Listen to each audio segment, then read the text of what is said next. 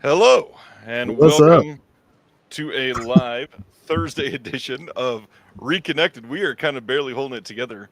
Will is broadcasting live from the beaches of North Carolina. How we doing? I'm on a barrier island where sustainable environmentalists have warned people to stop building for decades.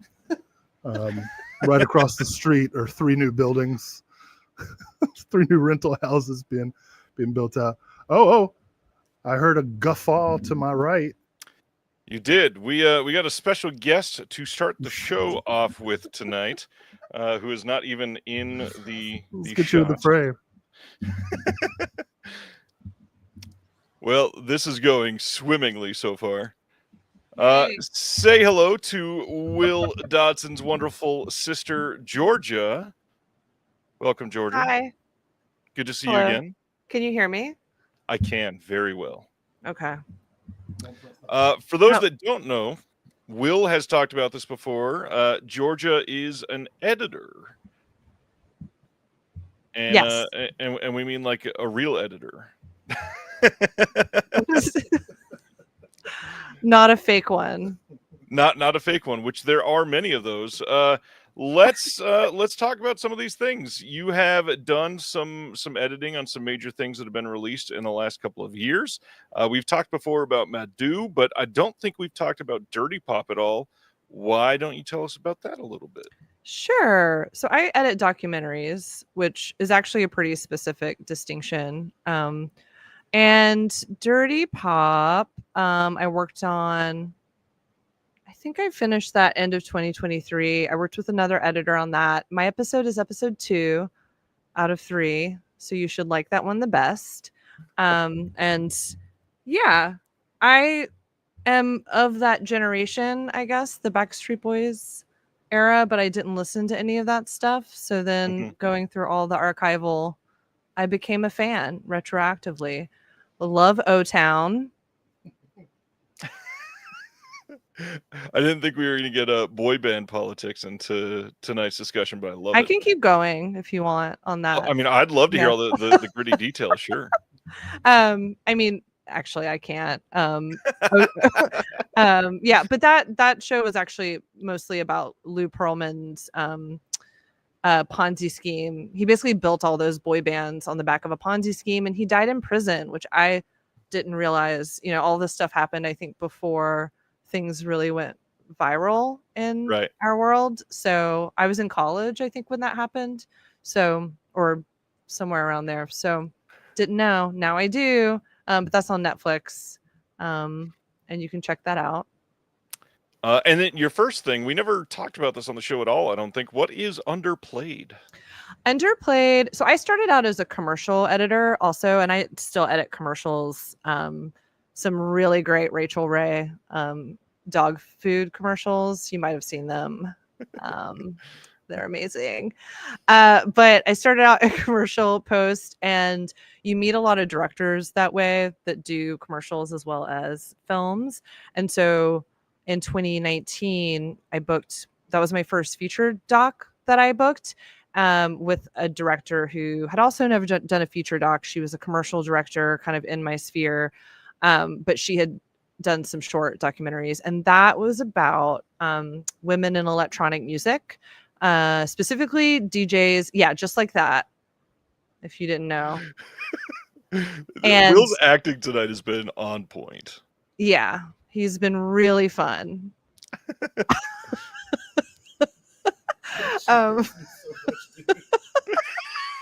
No, I don't. I love my brother.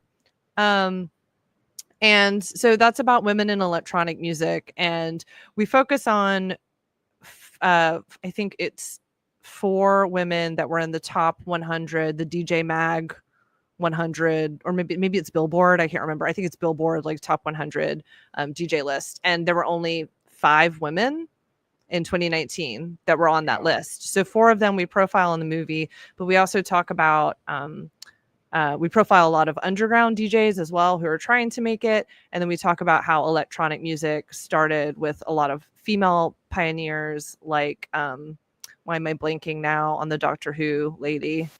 You guys know who I'm talking about. I do. And Green Oliveros.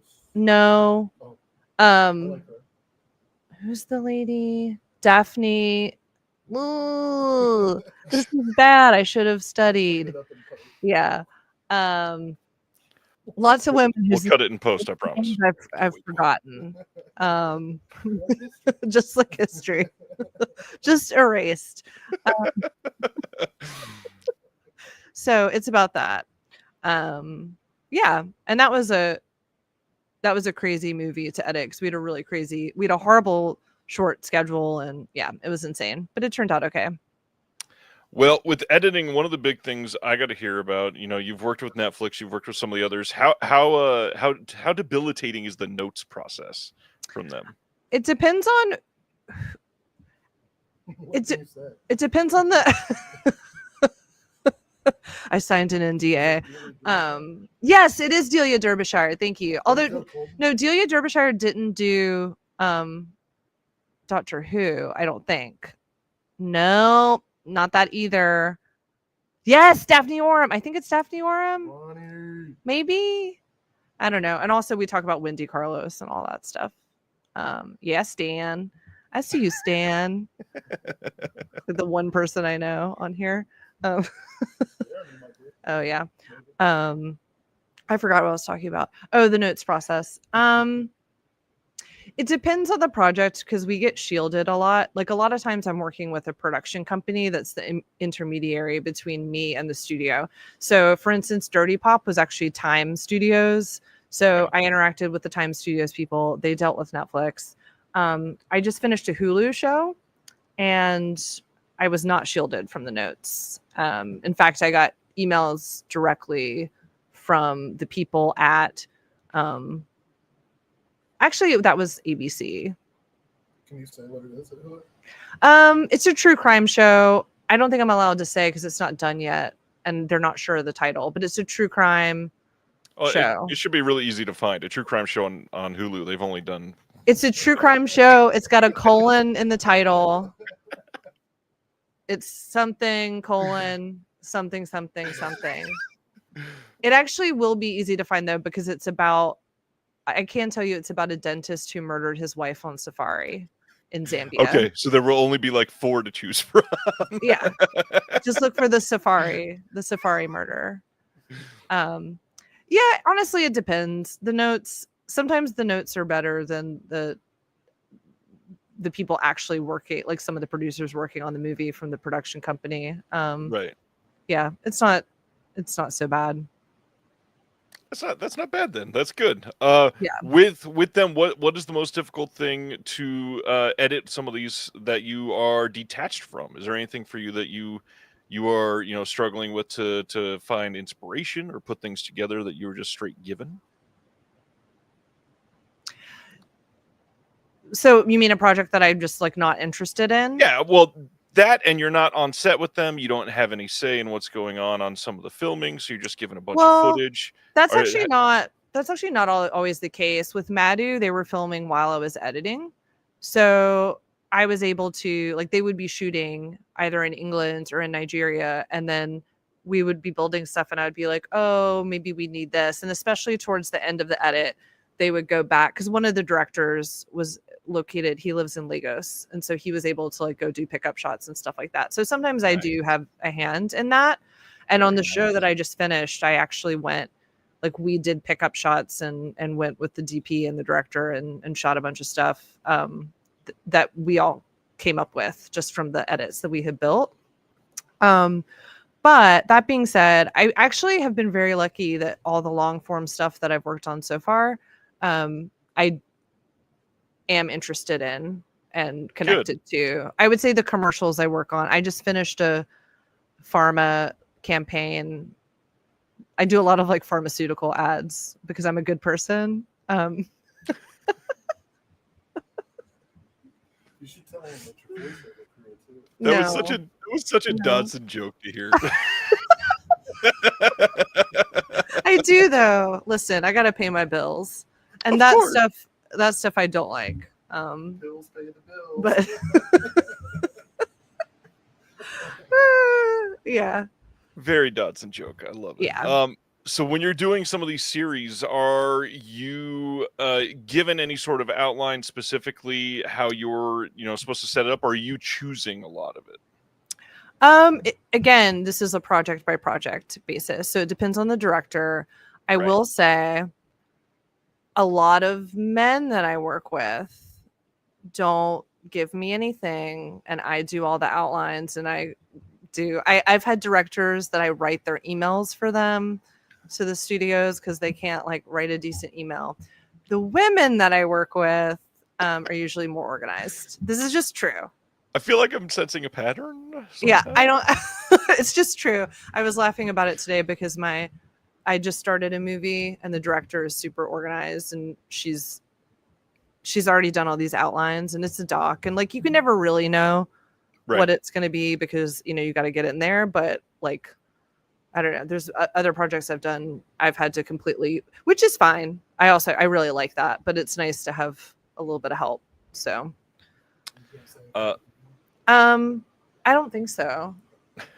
Yeah.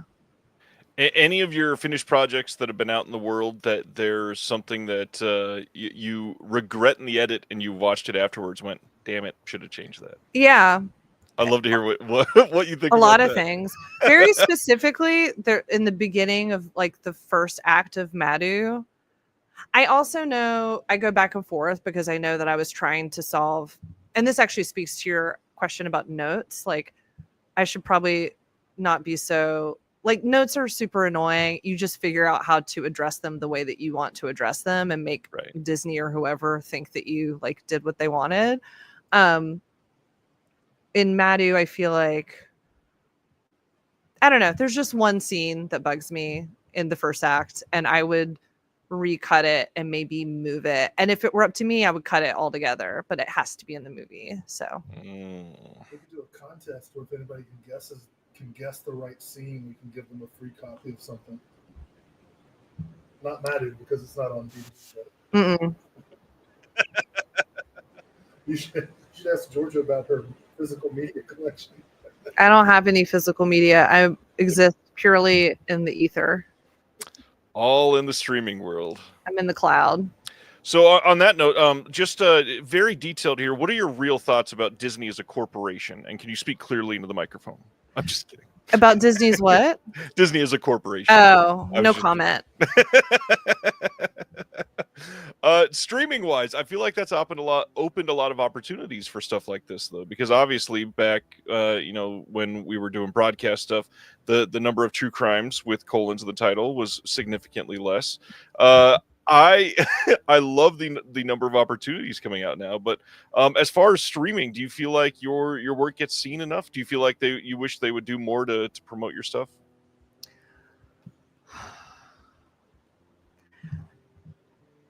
There's a lot to stream. Promote my work specifically, you mean? Just that show. We'll talk about Madhu specifically, or I'll talk about Madhu. I feel like it was marketed weirdly. I mean, it was Disney. It was marketed as a children's movie, and it's not necessarily a kids movie. Like the poster looks like Nigeria Peter Pan or something. It's like so horrible. But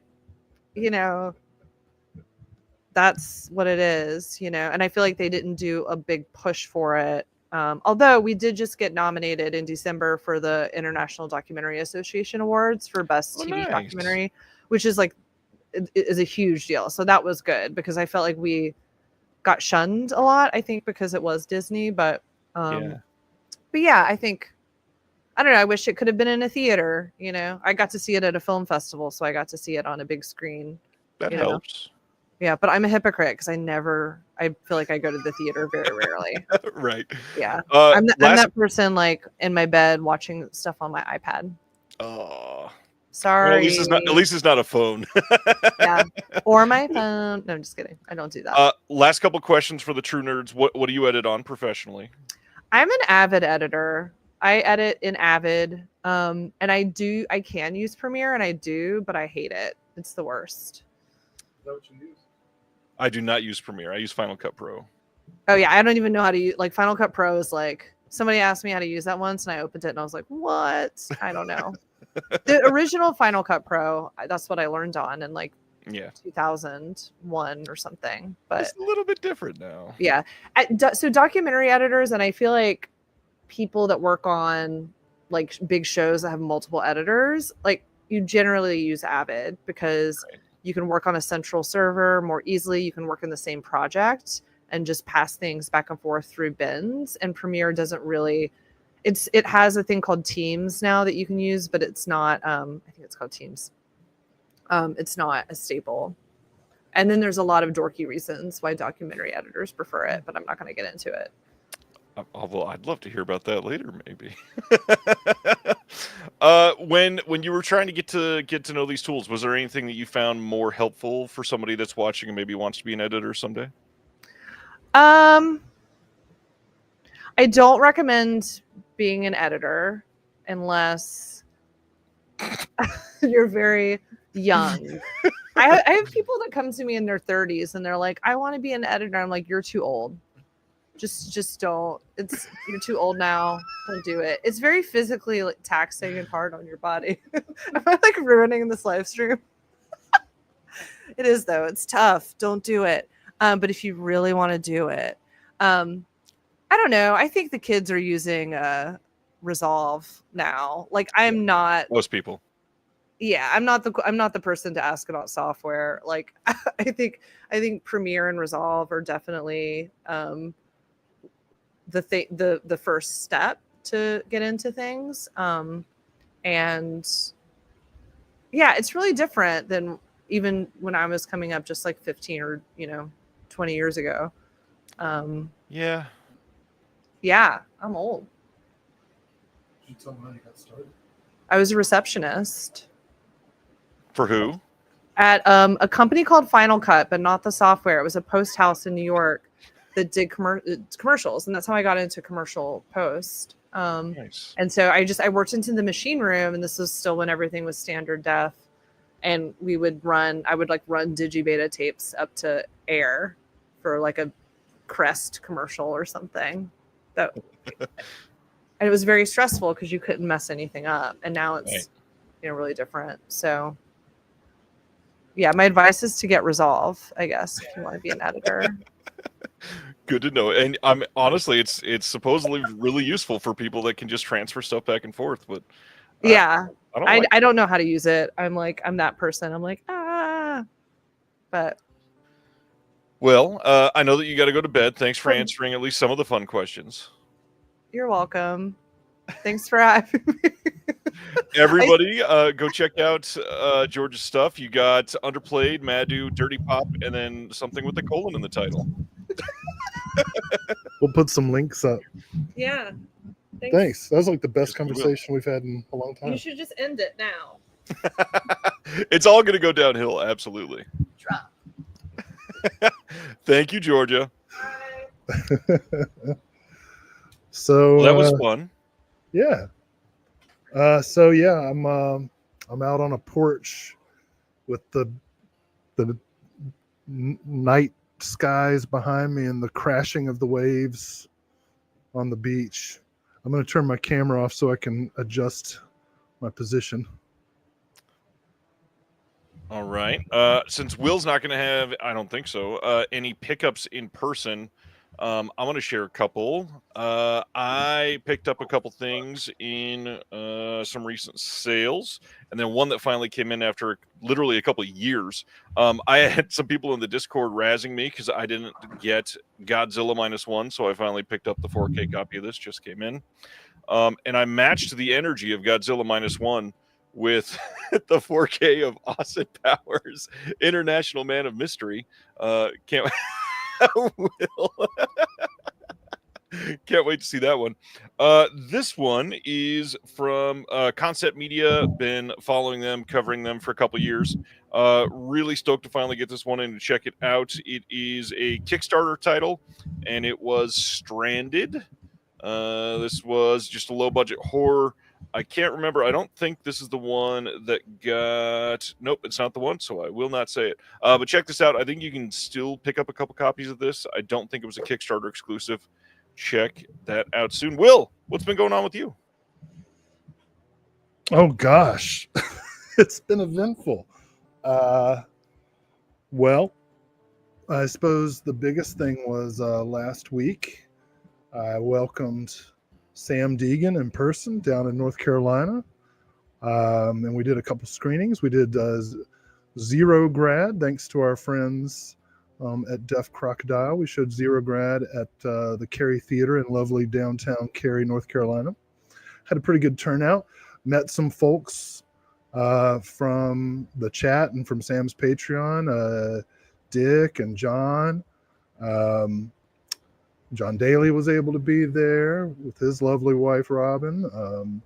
Bud Wilkins, a bunch of people Bud came showed out. up. Nice. Yeah, and then that was on Wednesday last week, and then Sam and I went to Greensboro to the International Human Rights Film Festival at UNC Greensboro to show. Sam picked out Come and See, the 1985 Soviet anti-war film. Feel good movie of the year. Yeah. Oh my God! You know that old was it Sony? It's that old commercial where it's a guy sitting in a chair and the speakers have like blown everything back. Oh yeah. And it was like when we turned the lights up after the movie, that's what like 175 people looked like. Just absolutely like. But it was cool. It was cool kind of watching Sam interact with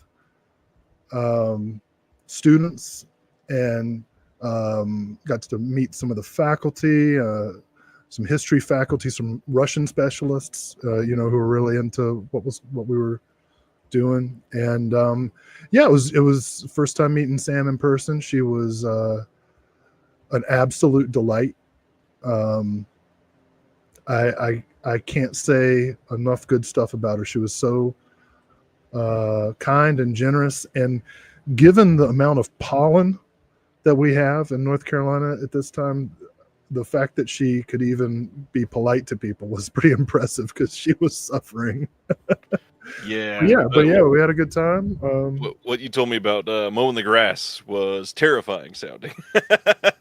Yeah, dude, the pollen here is so bad that I rinsed off the car was green. It's a blue car, but the car was green with pollen, right? I wash it off, and 30 minutes later, it's green again. It's like gamma radiation. Gamma radiation.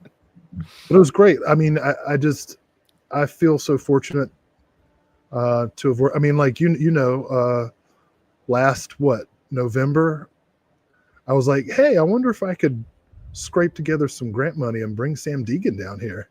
Yeah. And then, 6 or 7 months later, bam, did it.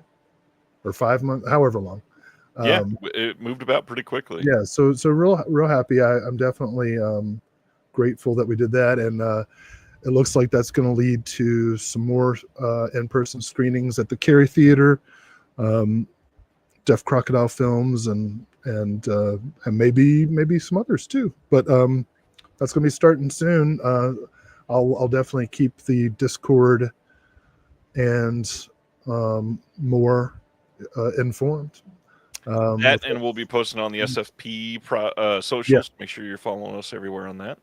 Absolutely. Smash that subscribe button. Speaking of smashing things, before we get into like recent watches and everything, we're going to talk about probably the biggest news of the day, just to kind of get it out of the way, because I don't want to end on a downer tonight. So whoa. Let's bring this up real quick. This is let's make this a little smaller here. Tarif.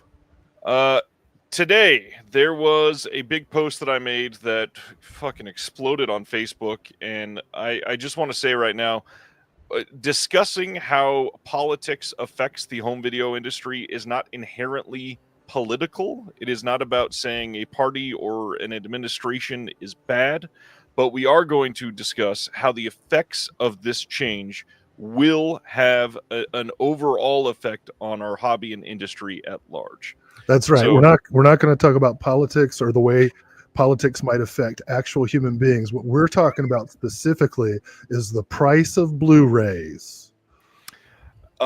Anyways, no, you're going to be able to sense how we feel about this, obviously, but there's a lot of things that need to be said here and some things that need to be cleared up. A lot of people think that I posted this just to get a rise out of people, but in all reality, I try to share the amount of information that I can that will have an effect on any of this. So everything from replacement discs to announcements to good deals to literally a politically charged change to the way things are taxed and how that will affect a huge portion of buyers. So today, tariffs were enacted literally in a sweeping way across the world by the United States government that affected almost every single country out there, except for a couple that are kind of suspicious. And what we are... Dude, Cambodia got messed up. Did you see that? It's pretty bad. It's pretty bad. What we are seeing is that multiple boutiques, including just a moment ago in the chat, Deaf Crocodile signaling that manufacturing costs have already guaranteed to have gone up by or at most 20% from what we're seeing. That could change in the future. Some others could report some higher numbers, but most are going to be 10 to 20% overall. But the big thing, that's manufacturing costs. That's not inherently saying that the price of their goods are going to go up by 20%, but we'll get back to that in just a moment.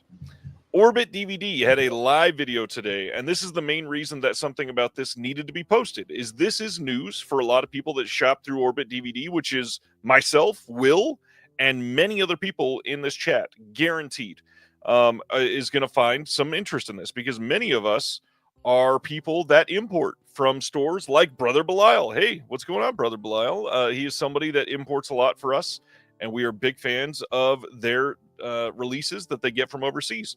Now, Orbit DVD shared some of their plans, and it is as follows. There will be a 10% tariff fee for UK and Australian items. The UK and Australian pre-orders that exist, Orbit will pay for half of the tariff fee, and the customer will pay for the other half. And then after those release dates, the customer will pay for everything. So if you want the most cost-effective way to pre-order from Orbit, or to get a release from the UK or Australia from Orbit, that will be to pre-order them. Now, from other countries, customer will pay all of the tariff fee. So that means if you're getting something from Germany, that means if you're getting something from the Asian market or somewhere else that they're carrying for, Italy is another one that they've carried some for, everything will be paid by the customer. Now, currently, there are in-stock or imported items, and obviously they didn't have to pay a tariff on those, so those are unaffected. And if you have current pre-orders, those are unaffected. But all of the current pre-orders were shut down so they could put this policy in place, and those will reopen in the next couple of days. So all of that leading me to say, right now, if you want to lock something in at the absolute most cost-effective price for you in the U.S., you may want to go direct to a boutique label and buy from them right now. Lock in the price before some of these places can get the tariff model set up and see if you can get that fixed for yourself. It is a rough situation. So basically you're saying if someone hypothetically were to have a cart put together at the indicator sale, they should go ahead and hit purchase. Specifically to you, Mr. Will Dodson, yes, you should probably purchase that indicator cart sooner than later. Dang. The other part of this that I really wanted to highlight is that none of these companies that are doing this are choosing to do this. Prices will inevitably be increasing across the board. Most of these boutique labels, the physical media industry, most of these people are not operating at a place where a 20% margin is even theoretically capable of being eaten by the owner of the company. They're not profiting enough money to have that outweigh the costs of their business. I think Orbit, as a retailer, is being extremely fair by choosing to eat some of it for you. That is a big move for them, to be quite honest. But the other thing, if you are wanting to buy from a UK company or an Australian company, this is a really good time to support some of these smaller labels, because I definitely see a world where some of these smaller labels simply do not last through this situation if it goes on longer than a couple of months. But the reality is, even if it's canceled tomorrow, this will still have large sweeping effects on pricing and physical media for forever, because this is essentially a permanent tax increase for a lot of situations. Any thoughts there, Will? Hell yeah. You know, reasonable people can have different perspective on the short-term and long-term effects of these new policies. And the purpose of this show is to discuss the hobby and the industry and the, you know, economics of boutique Blu-ray production and distribution. So what we're seeing in the little microcosm of our interests, our shared interests, whatever our politics might be, is, you know, something that's gonna make things difficult, as Ryan was saying, for especially the smaller boutique labels. And given that inflation is still an issue for most of us, you know, you have to think intentionally about the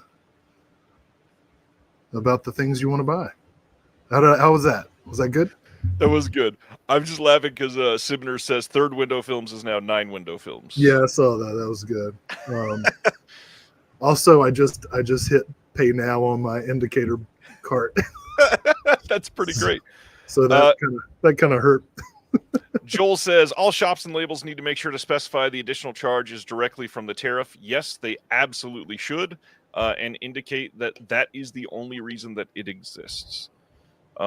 There's so much happening right now. It is going to be a time of transition, obviously. Mike's here. What's going on, Mike? Order from Umbrella today, not even thinking about tariffs, and there wasn't any change in prices. Even went back and looked at my order today. No additional pricing. Sort of on topic, but also off topic. A lot of collector's editions from Umbrella randomly showed up in stock again. So if you were after one of those, they've been going for some very high prices. You can get them at retail right now. Check it out. But also, the Hanukkah box set that we talked about just a couple weeks ago disappeared from the Umbrella site, and a rep from Umbrella said they are working on a couple licensing things. So my fingers are crossed that they're working to get the last 2 films, and it could be a full filmography box set. That would be great. I already see some arguing back and forth in the chat, and that, you know, that's healthy as long as everyone's respectful of each other. I think arguments about tariffs over the last couple hundred years tend to be about whether to use tariffs as a scalpel or as a sledgehammer. And right now, the sledgehammer approach is the one that we're taking. And, you know, again, we can make projections about short-term and long-term impacts. But in the short term, certainly, we need to look out for one another and our favorite boutiques. Death Crocodile will start shipping in actual crocodile body orifices that are floated downstream. We did have a question from Death Rattle. Will this just affect boutique labels and not the big ones? No, this is going to affect everybody. Because not only, you know, our studios releasing discs as well, they're subject to the same sort of things. Not only if they are manufacturing outside of the States, which most of the big ones are, but on top of that, even if they were manufacturing in the U.S., those materials come from outside the U.S. So the fees are still assessed, just at a different step in the process. So, and by the way, we are having a very privileged conversation about a hobby that we don't have to partake in. This is not one of the required aspects of our lives. However, the crazy part of this is that this will also affect the things that are required for our lives. This is something that is going to have large sweeping impacts on every aspect of day-to-day life. And this is going to be one of the first things to go for a lot of people, because they have to pay rent, they have to pay for food, they have to pay for transportation to get to work to be able to pay rent. And therefore, if there's nothing left, discs go bye-bye. And that, I mean, logically, that has to make sense for a lot of people. Terrific. Oh wait, was that a racist sign that I just did? It sadly was. I was okay. No, that was like I was just like saying okay, not the. Wasn't that okay? What are you allowed to do? Not much.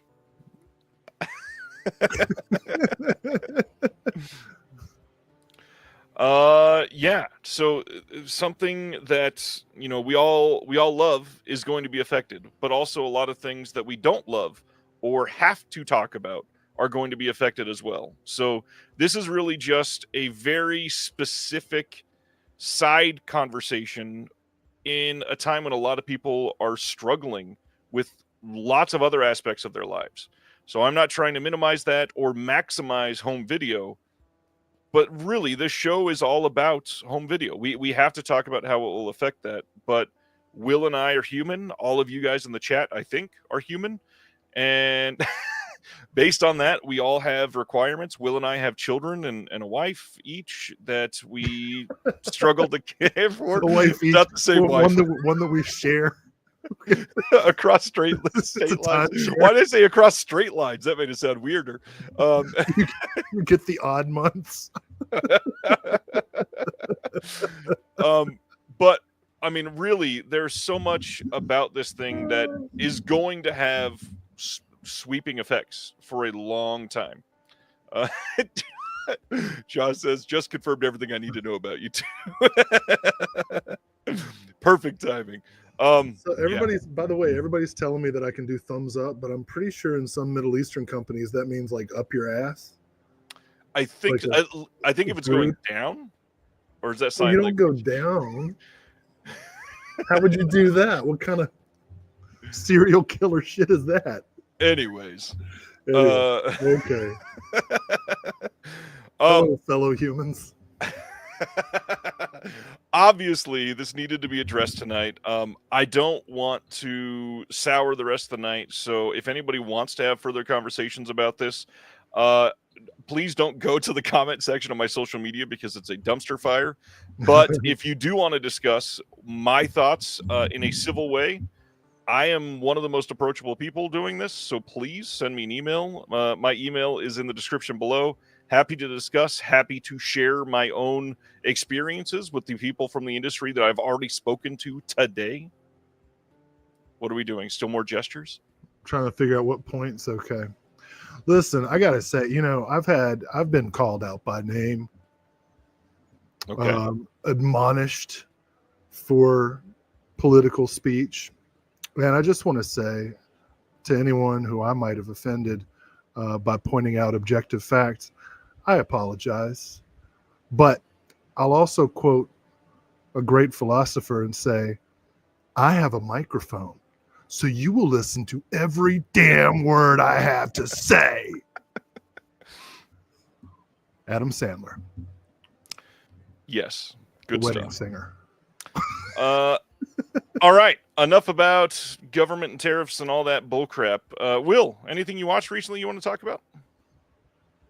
Well, Zero Grad and Come and See. Those were great. Shit, what else? Had a great conversation with Hunter on the Tumbleweeds and TV Cowboys podcast. We talked about John Wayne's Republic picture. Republic? Yeah. Monogram? Republic?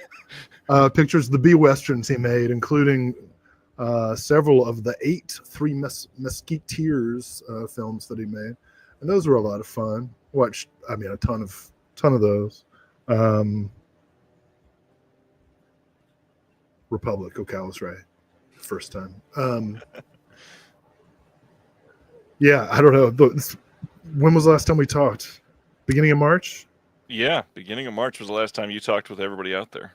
I feel like I've watched a lot of stuff. Oh, I completed the DC universe by seeing Aquaman and the Lost Kingdom. Holy shit, man. That's the dumbest movie I've ever seen in my life. When you told me that you were going to have to bring that up, I laughed so hard. What was that, dude? I haven't seen it, so I'm not sure. Wow. So that was something. I'm up to date on the 3rd season of Yellow Jackets. It's better than the 2nd season. I'm still not sure how I feel about it, but I'm committed at this point. We'll say that. That's it. It's a long show tonight. You don't care what I watched. It is a long show tonight, but I'm going to cover quite a few things because this week has been Panic Fest here in Kansas City. Attended live for a couple nights. Saw 4 features in the theater over the last week and met a couple other people that I never got to meet. Met Garrett from Born to Be Rad. Met the whole Rad Pack, actually. That was really nice. I was able to shake hands with a couple people that were directing. It was cool to see that. But some big ones that people are going to want to hear about. The first night, I saw a double feature of It Feeds, which, if I remember right, I believe is coming to Shudder later this year.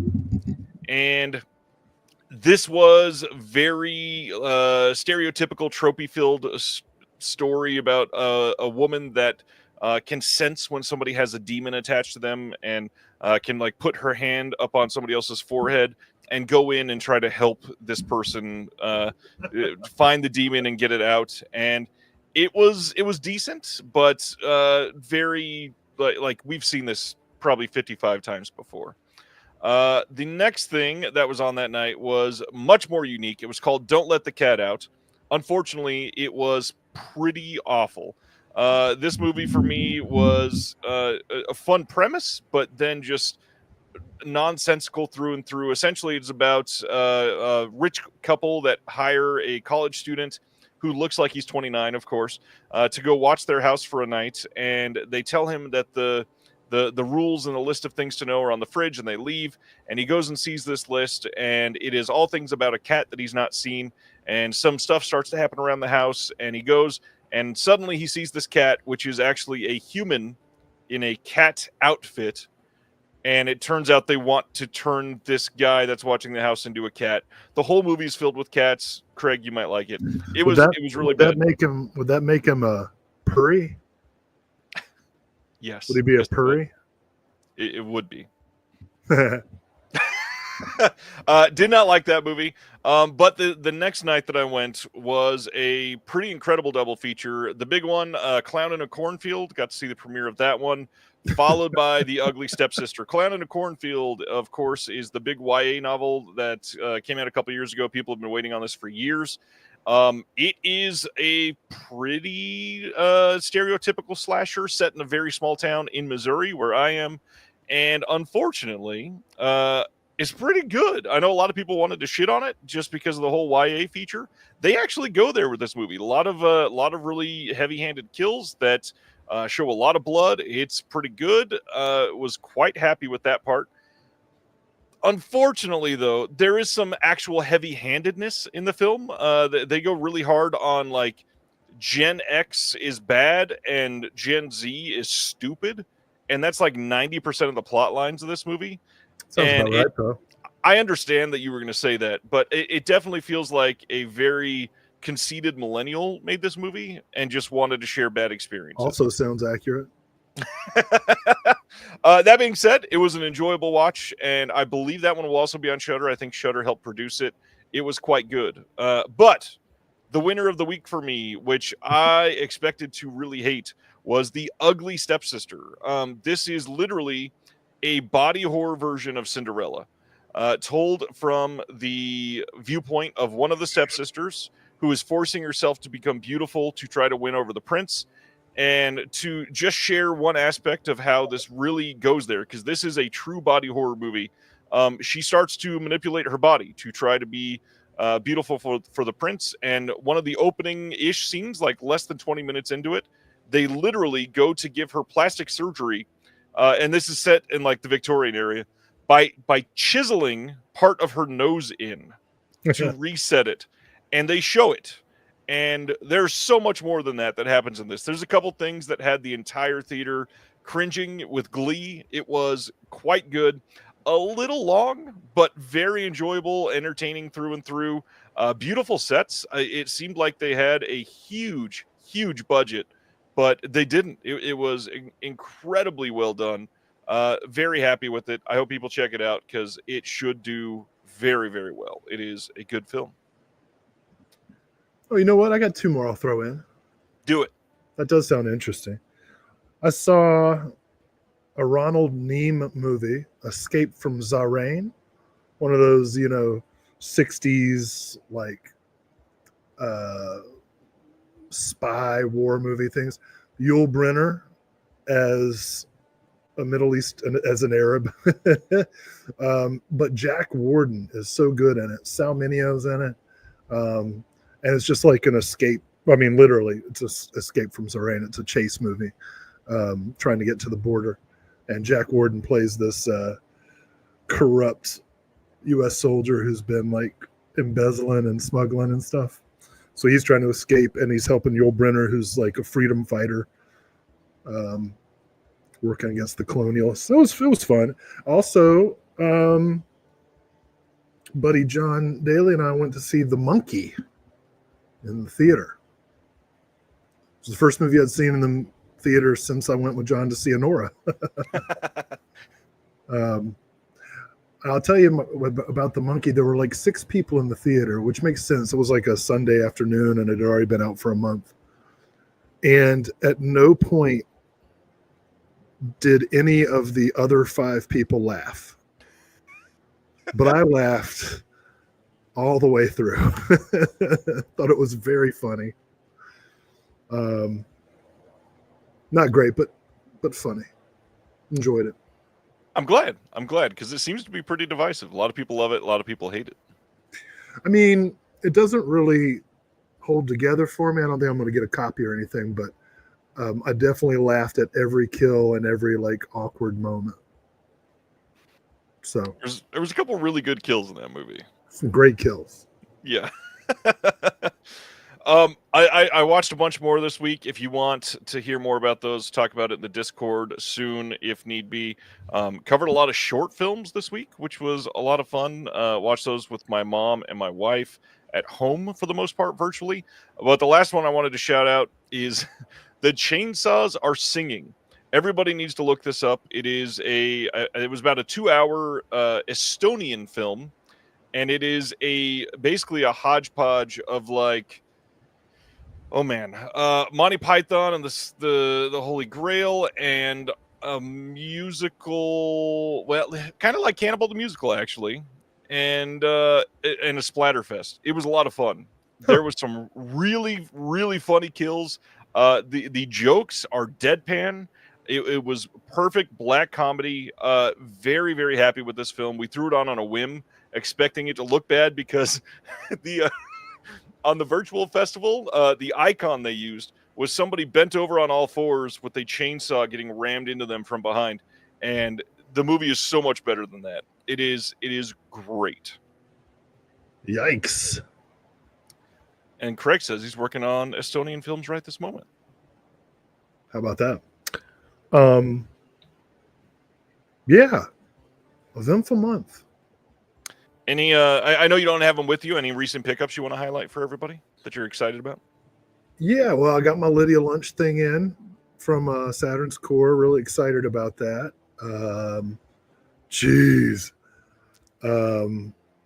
I did the Kino sale. I did all kinds of stuff, man. I picked up, gosh, I don't even remember what's come in recently. You go first. What are your pickups? I already covered them when you were moving your camera, unfortunately. Oh, you were talking about pickups? Yeah, just a few. Remember I showed Austin Powers and you scoffed at it? Oh, God, yeah. Yeah, baby. I got the Oscar Michaud collection. Oh, I need to pick that up. Nice. Pretty excited about that. I did something I never thought I'd do, but I got it for super cheap. I got the Bob Hope and Bing Crosby set. Oh, the On the Road set. Nice. picked up, let's see, Crippled Masters from Film Masters. Full Body Massage, the Nick Gregg film, which I was pretty pleased about. I got Fredel and Ray's new book, Hellbent for Hollywood, A Director's Journey. Super duper happy about that. Michael Curtiz's The Walking Dead. Nice. I started doing something. This is a pickup and a recent watch. This is going to be something. So, I got into it with somebody about Tarantino. And we're going back and forth and back and forth. And I say the same thing I always say. I'm not a fan of his movies. I appreciate that his success has led to more fandom, for more attention for a lot of the cult movies that we all love. And the person convinced me, I was like, no, dude, you really need to do a watch through. And I was like, well, I haven't seen any of them in like 20 years. I still haven't seen Once Upon a Time in Hollywood. And the last one I saw in the theater was Inglourious Bastards. So he convinced me, and I saw that a bunch of the new 4Ks of Tarantino were like super low price. Can't imagine why. So I watched Reservoir Dogs, the 4K of Reservoir. I picked it up. I'll be selling it soon, but I watched Reservoir Dogs again, and I actually liked it less than the last time I saw it. There are some really good shots. It's a lot stagier than I remember. It is. Like, it could have been a stage play. I mean, yeah, but it's stagier than I remember. Like, the line deliveries are not as smooth as I remember. Yep. I mean, it's his first movie. I wouldn't like ding him on that necessarily. The soundtrack is impeccable. I won't fault that at all. That Harry Nilsson song, the Lime and the Coconut song at for the end credits, is the mic drop of the ages. So I'll give him that. Craig pointed out Monty Hellman was supposed to direct Reservoir Dogs and ended up being one of the producers. So one down. Pulp Fiction will be next, I guess. Jesus Christ. But I'm doing it. That'll be a fun one. I guess we should probably get into our announcements because we have literally 100 things to cover tonight. Most of them aren't that important. No, but no, I got to admit, it's amazing. I can't believe what's been announced this week. Are you kidding me? I got to admit, I think this is our most eclectic week ever. Yeah, maybe might be. The weird mix of stuff that we're about to discuss is kind of incredible, which is, again, not to bring up the tariffs again, but why some of these smaller companies really need to be focused on right now, because these eclectic releases are the ones that are going to be lost first. The ones that are big, popular titles, those are going to be the ones that companies can survive on and get paid for. And so something that you would say, oh man, this has never been released ever on disc, that's going to be way less likely to get a release if a company is on the verge of failing, literally. So here we go. First up, Imprint Asia. They are releasing all three of these on May 28th out of Australia. This is coming as part of the Imprint Asia line. And the first one is The Lost Bladesman from 2011. Donnie Yen stars in this one, and it is going to have a new audio commentary by Mike Leader and George Clark. There's going to be some archival making of features. And then we got some featurettes, trailers, and the like. Glad this is getting a good release here. Next up is Portrait in Crystal, which is a Shaw Brothers film from 1983. This is one that looks really dang good. New audio commentary on this one by the man, the myth, the legend, Justin DeClue, who runs Golden Ninja Video. DeClue! Have heard him on his podcast or seen him on a bunch of special features everywhere, because Justin is a very busy man. Critic James Mudge also speaks on this one as well. But looks like a solid release of this film. Mudge man. Wanting to see this one for sure. I don't know who that is. You just gave him a nickname. All right. The biggest Imprint Asia title this week that so many people got very excited for is their release of Shock, Shaw Brothers Horror Volume 1. This is going to include The Oily Maniac, Seeding of a Ghost, and then for the first time on Blu-ray anywhere in the world, Sex Beyond the Grave, which, what does that mean? When I saw that title, it reminded me of that episode of Curb Your Enthusiasm where Larry is renewing his vows. Right.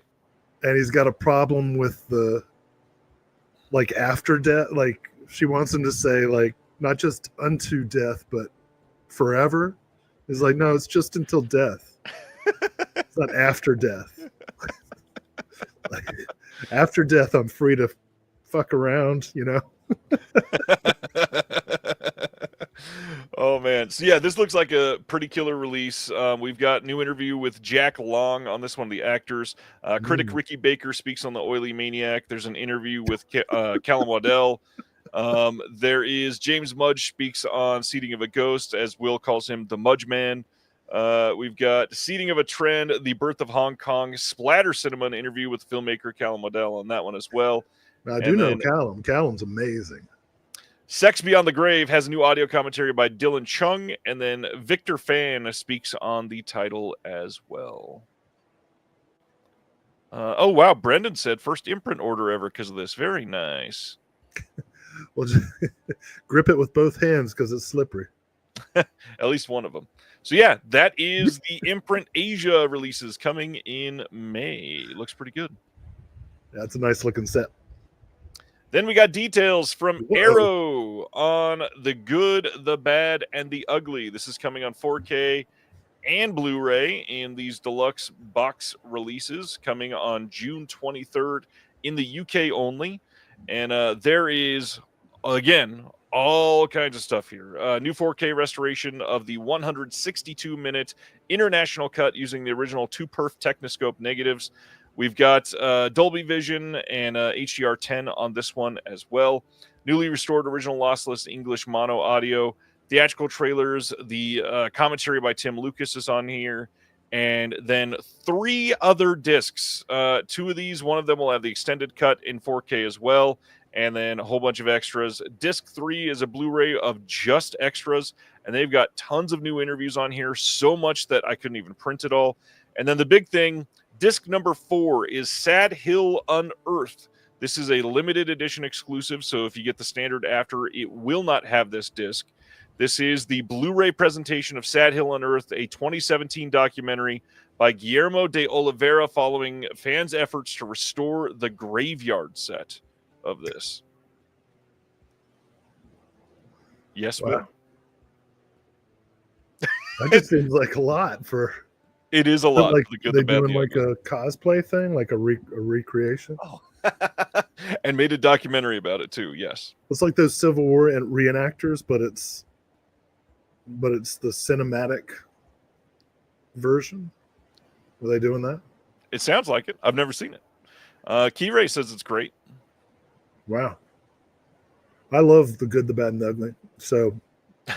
Sex Beyond the Graveyard set. Oh yeah, let's recreate that one. Craig says not 100% sure, but I think you could contribute to that restoration effort and get your name on one of the graves. That's cool. Hilarious. I'd of course want to. I'd want to be. You know what would suck is if you supported the restoration, but your name was Frank Carson. So no one would know that you participated. Why are there 2? You'd put Junior or something. Let's go to the next one. Roadhouse getting a 4K and Blu-ray release in the UK from Arrow as well. This is what the packaging looks like for the 4K and the Blu-ray. Huh. Now, the crazy thing, this... I thought it'd be bigger. The crazy thing here is they didn't do a whole lot of anything to differentiate this from the Vinegar Syndrome release. There's not a lot here to make somebody purchase it if they were holding out.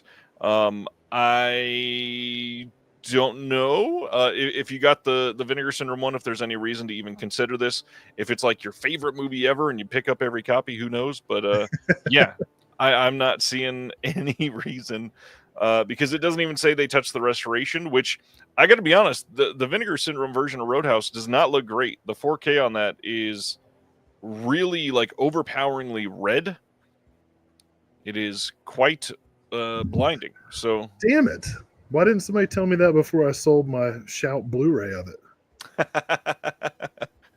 yeah, it's not a great looking 4K. Do you know what's funny? I was gonna make a joke about like somebody liking Roadhouse so much that they had a shelf with all the different editions, but then I realized I myself have had at least 4 different editions Right. of Roadhouse, and I don't even like it that much. I just feel like I need to have it. Oh, it's a sickness. Going to the next one.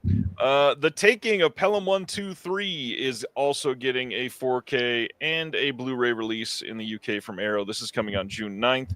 And on this one, there are some new featurettes, new interviews, lots of new stuff. If this is one of your favorite movies, this seems like a better release than the Kino one for sure.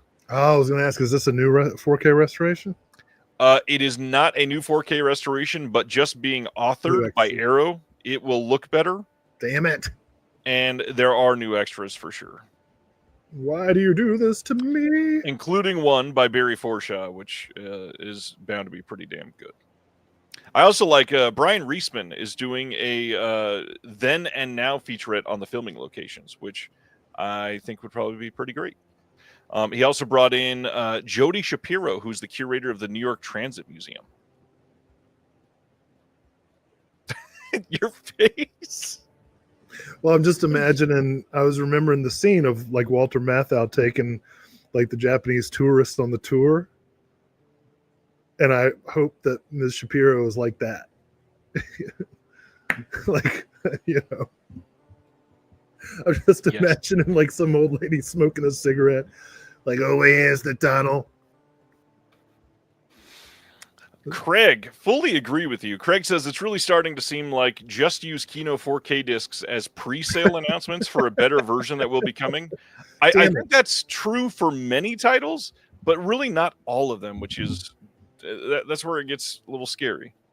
I will say one of the things I picked up in the Kino sale was the 4K of Hatari. That one I don't really see getting another release by anybody else. Yeah, well, it looks terrific. That was a period of John Wayne's career that I would compare to Adam Sandler, where like he had a bunch of movies where it was just like him and a bunch of his buddies going to some exotic location and making a movie that sort of had a plot, but really it was just an excuse to go hang out. Yes. But I find them more entertaining than the Sandler movies. I love this this segment from Sibner and Paul, who both say use the imprint announcements as a coming soon on 4K from Kino announcements, which has been quite true.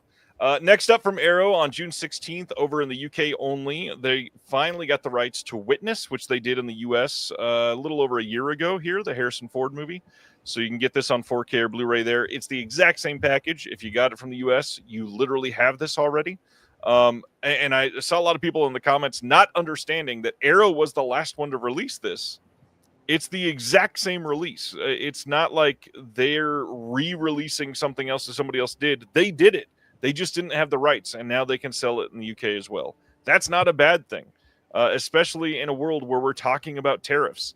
Getting the rights to something in another company can change the price, not another company, in another country can change the price for these for a lot of people. But this is a great movie. If you don't have it, check it out. Peter Weir. Then the announcement that made a lot of people happy this week. Dark City from 1998 getting a 4K and Blu-ray release on June 23rd in the UK, June 24th in North America. here is the art for the 4K and Blu-ray. This has a brand new 4K restoration from the OCNs, approved by the DP. There is a 60-page perfect bound book on this one.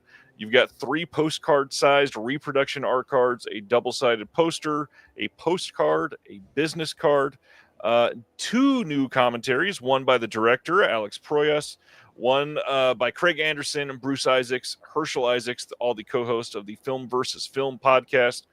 Then 3 different archive commentaries. So this disc has 5 commentaries on it. 5 commentaries on Dark City, which is crazy.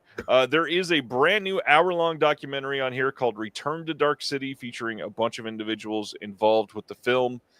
New visual essay by Alexandra West, new visual essay by Josh Nelson. The second disc has the theatrical cut on it as well. That one also has an archival commentary. Extras on both discs. Lots and lots of stuff coming on this release from Arrow. This is a overly stuffed release of a film. That's crazy to have literally 6 different commentaries packed into this release. I remember being so excited to see this when it came out in the theater and being so disappointed in it. So I am very interested in seeing the director's cut, which I have not seen before. The look of this film is based on Fritz Lang's 1934 film Lilium, which is one of the most bizarre movies ever. And even more bizarre, Lilium was later remade into Rodgers and Hammerstein's Carousel. So there's your triple feature. Lilium, Carousel, Dark City. That's what I'm going to be doing. Craig is saying, I really dug the cover art. Do they credit the artist? Yes, they do. It is Doug John Miller. Doug John Miller. Dark City does not disappoint, says Paul. Even the archive extras are super informative. Love Dark City, says Sasha. Well, it didn't disappoint me. Wait. Pull Sasha's profile pic back up. Yeah, of course you do. That's a compliment, by the way. Alex Proyas, yeah. Right. It's like I like Dark City, no shit. The director's cut is arguably not as good, says No, the really? 54. Oh, wow. Okay, well, I'll compare them. I've got nothing but Simner time. says the director's cut omits the voiceover. Huh. So that could be a big change. All right. We'll see.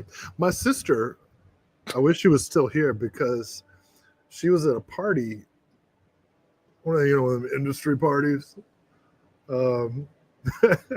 Not so. Sasha, is that your real picture? Because I love the look. It is. It is. Oh my god, I love it. Beautiful, absolutely hot. But my sister was at one of those industry parties, that they go to with the finger sandwiches and the mounds of cocaine. And she's talking to this guy and thinking he looks really familiar. And they just talk for a while, have some conversation, and then he leaves, and she's like, "Oh, that was Rufus Sewell." So specific. Yeah. All right. Next, coming on June 9th in the UK and June 10th in North America, we are getting a Swordfish 4K from Arrow Video. The film with one scene that lots of people fast forwarded to and then paused. This is going to have a commentary by Dominic Senna, new interview with the composer Paul Oakenfold, new interview with the production designer Jeff Mann, promotional behind the scenes, promotional featurettes, reversible sleeve, double-sided fold-out poster. That is Swordfish. I didn't realize Paul Oakenfold did the soundtrack. Man, this was that period of time where everybody thought that electronic music was going to be the new thing. Like the new grunge was going to be it was everywhere. Music.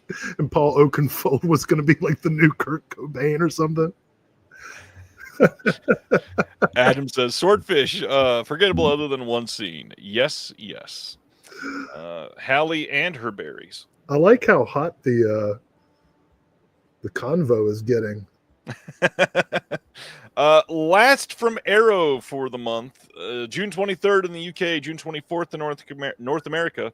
Blu-ray of The Invisible Swordsman from 1970. This one is going to have new commentary from Jonathan Clements, new interview with Kim Newman on the history of invisibility in cinema, which that's got to be an interesting. Is it audio only? No, it's probably video. Well, I would have made it audio only. Yeah, that's the good joke. New interview with Jasper Sharp on this. Illustrated Collector's Booklet with new writing on the film by Zach Davison. Looks like a fun release. Jack says Leaf Jonker just announced that Arrow will not be putting out Darkness. I'm glad that I can say that publicly. Yes, I've known that for a little bit. Arrow has supposedly had the Darkness since like 2018, 2019. And yeah, they are not going to be doing it anymore. And now the race is on to see who is going to do it. Darkness. Deaf Crocodile. What? Deaf What is Crocodile, who we have in the chat. These are available to pre-order and shipping at the end of this month in April.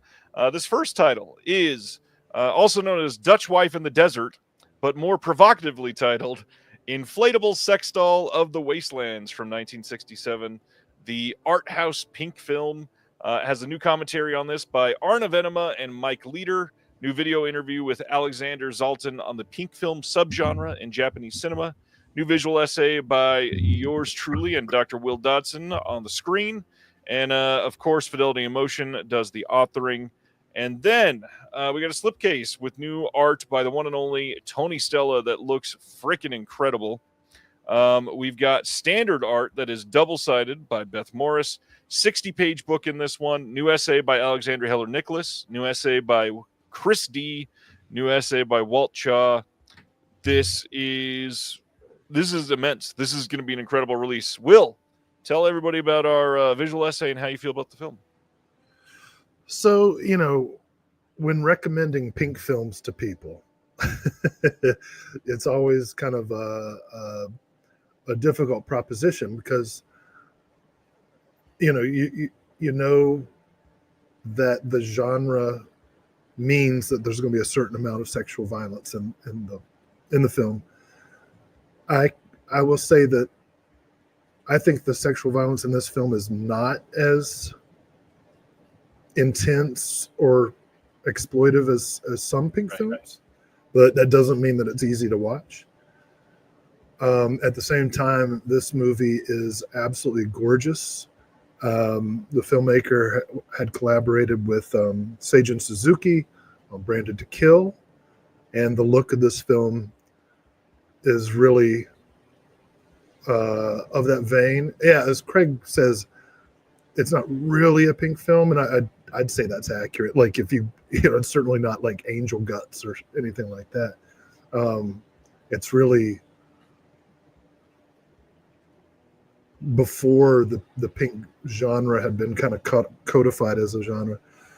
So you can think of this more as like a hard-boiled noir with pink elements.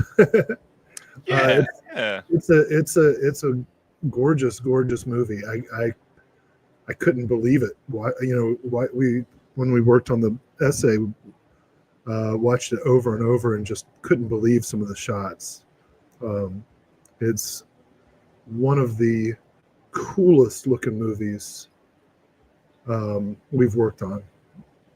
This is one of those visual essays where we had a list of shots that we wanted to include, and eventually I just had to not include some of them because it would eventually just be the entire film because it looks so good. Chris, who has been on the show and is going to be on the show soon here in a few weeks, he says that's going to be his first Deaf Crocodile purchase. That is an incredible first choice. I gotta say, let me interject since Bearded Film Guy just made that comment. I'm not on social media a whole lot, but I do follow Bearded Film Guy, and like every time one of his pieces comes across, I stop and I watch this like lovingly shot and edited sequence of, a film just being held up to the camera and displayed. And I always find those really well done. I like the channel, the page. What do you call it on Instagram? Feed? Profile. And he had a YouTube channel as well. Yeah. It's great stuff. It definitely, I feel like a 50s housewife, watching those commercials where somebody's just like fetishizing a refrigerator, but in a good, am I making sense? Yeah. Like, I just love it. It's like, I love watching those things. It always makes me want to go out and order you really should get some kickbacks, guy. Always want to go out and order whatever you're holding up. So that is Inflatable Sex Doll, The Wastelands. You can pick that up direct on the Deaf Crocodile site, on Diabolic DVD, or a whole bunch of other places. Great movie. Very art house. It's great. We recommend it. And then the next one from Deaf Crocodile for this month is Bill Plimpton's Mutant Aliens. Yeah. This is from 2001. And of course, Plimpton is back with one of his weirdo animated films that are incredible. This one, you got two classic Plimpton shorts, including Hot Dog from 2008 and The Cow Who Wanted to Be a Hamburger from 2010. New video interview with Plimpton about the making of. New commentary by Adam Rakoff and James Hancock and John Holderide. We've got some extras on the deluxe edition. We got a 60-page illustrated book with Walt Chaw, an intro by Weird Al Yankovic, essay by screenwriter, playwright, and film journalist Stephen Peros, and this one is available now as well. Check this one out. Love me some Plimpton. Oh my God, can't wait to see it. All right, that is Deaf Crocodile. Cauldron was next up on the slate. They announced that you can pre-order now. It is shipping at the end of June, which, by the way, update on the last pre-orders from Cauldron. Mad Foxes and the other title that they announced at the same time are both shipping now. So those should be coming to people in the order that was received. Check it out. Rico the Mean Machine from 1973 is the first Cauldron title listed here. Well, actually, I guess the only Cauldron, because the next one's not Cauldron. This one is going to include a 4K scan of the negative. It's going to have the English subtitles, English 2.0 mono, and Italian mono as well. We've got some extras on here, a bunch of interviews that Eugenio Ercolani did over in Italy, visual essay called Cauldron of Ricos by Eugenio as well, some archival extras, full color booklet with liner notes by Eurocrime director and tough guy film expert Mike Malloy. And this one looks great. Have you seen this one, Will? Oh yeah, I'm super stoked because I'm going to get to retire my DVD. Amazing. Yeah. I don't think I had this on my my FanDuel for a restoration anytime soon. So this was a very pleasant surprise. This is definitely one that people have been after for quite some time. I think Adam Schofield has it correct. One of the sleaziest. One of the sleaziest. It's a fun word. And then the other title that got announced for pre-order is a Neon Eagle video title, and that is The Great Chase from 1975. This has Etsuko Shihomi in this one, who is the sister Street Fighter herself. Yes. And this one gets a 2K restoration, Japanese mono on this, commentary by Chris Paggiali and John Charles, interview with Tatsuya Matsudo, full color booklet with liner notes by Nathan Stewart, slipcover with new artwork by Justin Coffey. The art on this looks pretty great. Yeah, this one looks very fun. Already ordered them both because you know who directed this? Norifumi Suzuki. Yes. Sex and Fury himself. My favorite Suzuki. All right. That's right. I said it. I love Seijun Suzuki, but Norifumi Suzuki is my favorite Suzuki. Good to know. All right, coming soon from Kino is Last Known Address from 1970. This gets a 4K restoration by Studio Canal, and I know next to nothing about this title. Then we got some Air 4444 details. These are all going to be available to pre-order tomorrow at noon Eastern in the U.S. And the first one, we talked about these a little bit last time. This first one is a loan from 2007. This is going to have a double-sided slipcover with new artwork from the legendary Thai poster artist Jinda, one booklet with an essay by Michelle Kisner. We've got 3 stickers with art by Justin Coffey, a reversible artwork Blu-ray sleeve, and then we got a new interview by Arna Venema with co-director Banjong Pisanthankun. That's probably not how you say that. New interview by Arna Venema with the other co-director. We've got some featurettes on here, storyboards, deleted scenes, lots to choose from on this release. If you get the title by itself, it is $36. You can get it on their Big Cartel site tomorrow at noon Eastern. Second title is $38 by itself, and this is PMOC from 2013. This is going to have a double-sided slip, a booklet with an essay by Amber T, 3 stickers, reversible sleeve. This one, you got a new interview with the director by Arna Venema as well. Feature-length video commentary featuring the director and cast. Recognize that says feature-length video commentary. We got some interviews, promotional featurettes, deleted scenes, alternate ending, casting tapes, outtakes, and more. Then the last one, Mermaid Legend, which was also just released in the UK by Third Window. This one is $36 by itself. This one is going to have a double-sided slip with new artwork by Richard A. Morgan, booklet with an essay by Amber T, 3 stickers, a reversible art Blu-ray sleeve. Then we've got an interview with the writer, an audio commentary by Jasper Sharp and Tom Mess together, visual essay on Toshiyuki Honda by James Balmont, and a trailer. This looks damn good. Yep. Then the big thing, they always go all out with a big bundle. And if you get all of them, it is $130. And what this will get you are 3 exclusive slipcovers, 3 double-sided posters, and all of the movies, of course. And really, the main reason to get this is if you are a packaging super fan, I guess is the way to say it without being offensive. If you want 6 slipcovers for 3 films, this is the way to do it.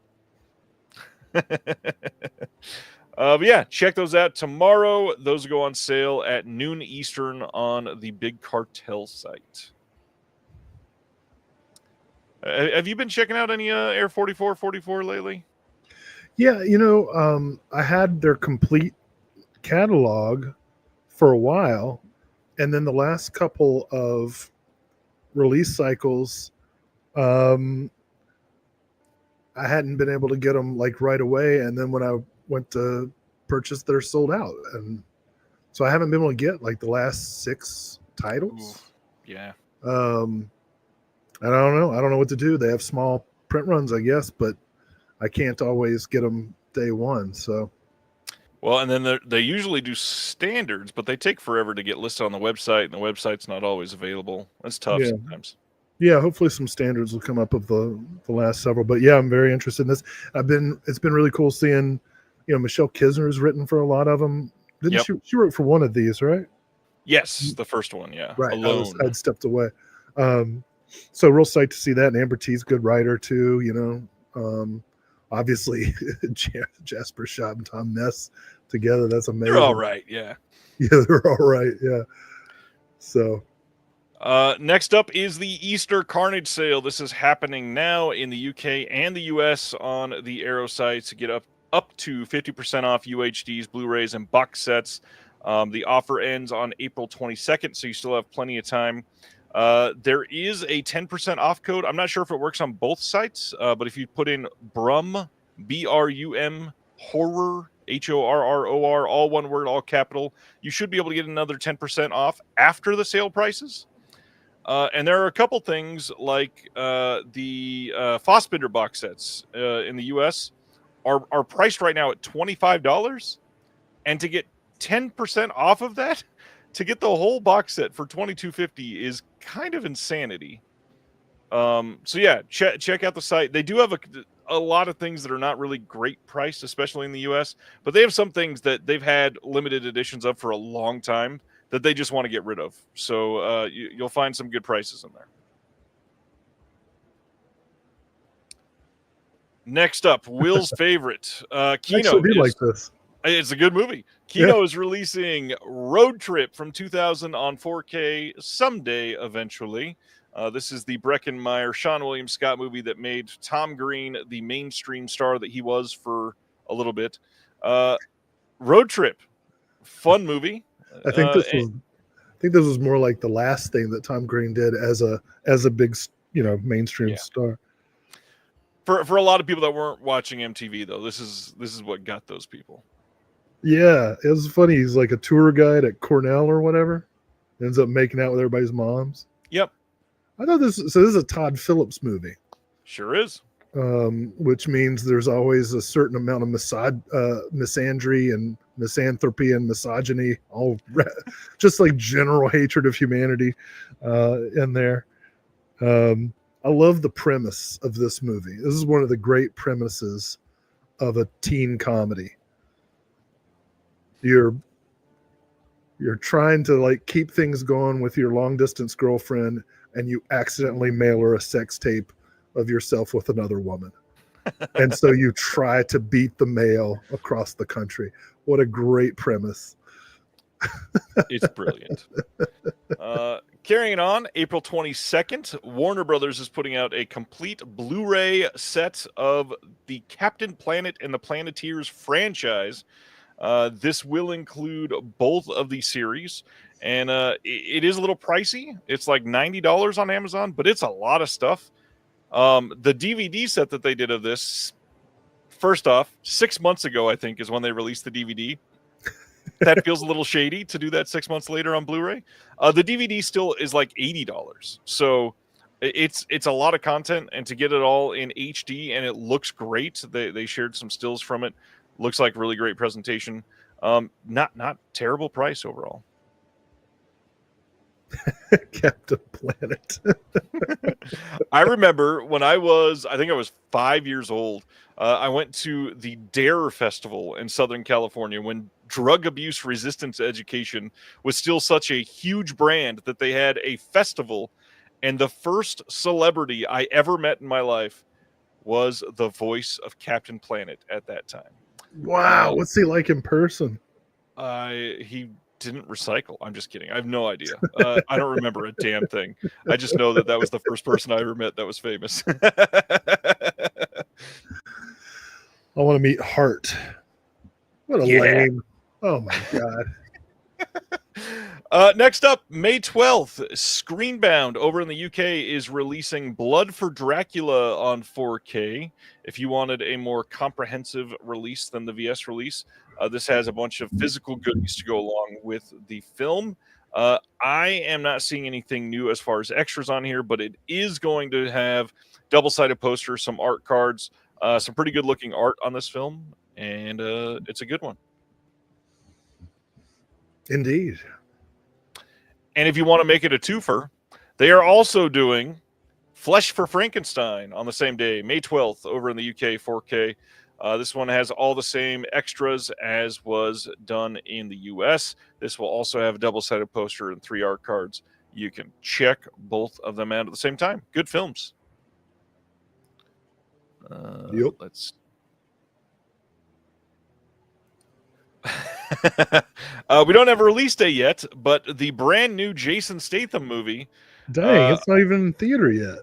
It's already been in the theater and is probably already out of the theater. Actually. Oh, really? Yeah. I'm going to see it.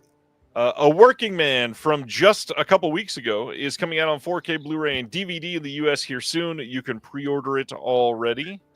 And as a rousing review, Sibner says, this movie is dog shit.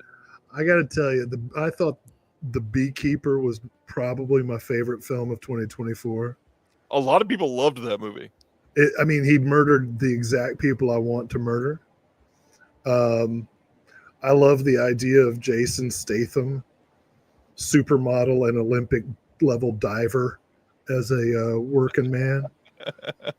I want to hear him say it. I'm a working man. Trying to sing to Rush. Oh man. I'm gonna see this. Yeah. May 13th, Universal is releasing the second Soderbergh film of the year, Black Bag, on 4K, Blu-ray, and DVD. The 4K, at least, is going to have some special features. We got some featurettes, the company of talent designing Black Bag, and some deleted scenes. I am really, really wanting to see this movie. Unfortunately, I could not get to it in time, and I don't think it's showing anywhere around here anymore last time I checked. So I will have to check it out on home video here soon. What do you think of Soderbergh, Will? I don't think we've ever talked about that. Have you liked anything from him? He is a very... He's an artist. I'll say that. Way to not answer the question. Got it.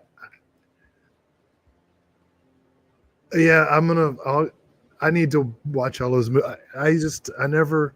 Like, I watched Sex, Lies, and Videotape, and I was just like, what's the big deal? And maybe I'm stupid. You know, that's... Some people would say that's the case.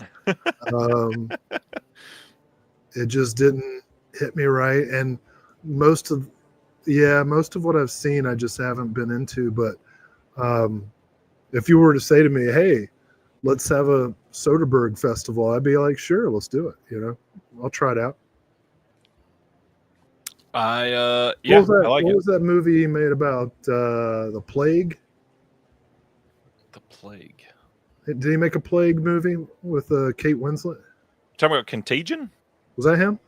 I don't think that was Soderbergh. I think it was. Somebody else is going to answer before I get back. I think. It was Soderbergh. Yeah, you are right. So, I guess I think of Soderbergh more than you. No, I think older Soderbergh more than. I thought Contagion was okay. I liked watching Gwyneth Paltrow die. What a sentence! Not her character, her. Yeah, specifically. All right. Sometime I got a Gwyneth Paltrow story. I'll tell you. Next, we got a couple announcements from Terror Vision. These are coming in May. They are a couple films that have been being worked on for a long time. This first one is The Children of Violent Rome from 1976. This is a raw and mean little movie. Just to give some details here, Terror Vision is proud to present the worldwide disc debut and the first U.S. release ever of The Children of Violent Rome. This is a new 4K scan from the OCN, which was lost for years. And this is going to include a bunch of extras, must-see for fans of Italian exploitation and anyone interested in the turbulent years of post-war Italy. And, man, there is going to be a lot of people discovering this one soon. This one, we get a booklet with writing from Pier Maria Bocci, Sam Dunkley, who is Film Blogger Sam on YouTube. Check him out. He's good stuff. Sam Cohen and Alexandra Heller-Nicholas. Commentary by Eugenio Ercolani and Nani Cobretti. We get a commentary by Rachel Nisbet on this. Interview with a couple of the actors, the editor. Round out a really great first release of this film. The Children of Violent Rome. It is a great little movie. You haven't seen this one yet, right? No, I'm very interested in this. I'm getting a lot of, in the chat, everybody's telling me different Soderbergh movies to watch. And it reminded me, one that nobody's recommending, I kind of liked The Girlfriend Experience. I thought that was actually pretty good. That got made into a TV show, didn't it? Ooh, I don't know. I think it did. Probably. I mean, you're already right once. Probably. Anyway. So, yeah, Children of the Violent Rome, that's a definite. Are you kidding? Beautiful. Yes. Very, very relevant film for today as well. And then rounding that out with The Devil's Sword. This is from 1984, also coming in May. This was released previously on DVD by Mondo Macabro. Here's the DVD literally within reach. This one is TerraVision thrilled to bring this film featuring iconic performances, gnarly choreography, and crocodile men to Blu-ray for the first time in the world with stunning 2K restoration. This is going to have the original and English audio. When this was first announced, it only was going to have the original audio, but we were able to secure the English dub afterwards. This has a booklet with writing from Umesh Bhagchandan, Eki Amanjaya, and somebody named Will Dodson. I love how much that fits right in there with those other two names. And then we got an interview with Barry Prima himself, interview with a couple of the other actors, commentary with Tim Paxton, who is an incredible author, and then we got a visual essay from Someone's Favorite Productions done by Clayton and Brad Dillard together. Will, Devil's Sword. Yes, just to be clear, I had nothing to do with the visual essay. That is all Clayton and Brad. Excellent. Yeah, it was a great essay, great booklet essay. It's really well done. Yours, it's great. It's really well done. Yes, this is going to be a really fun release. This is a really exciting movie. I hope people love this. There was nothing at all in the news about this slipcover this week that means anything. I love the art on this, and Earl Kess did great. I love this one. Very, very excited. This is a big one because both of these titles were announced in that big August 2023 rush of titles that TerraVision had that was way too early. And Brad would say this, and he did say this on the new podcast episode that came out today. So go check that out. Oh, but this batch has been sitting and waiting on new things to happen to these for quite some time. The slipcover for this has been done, designed, and manufactured for more than a year, which is crazy.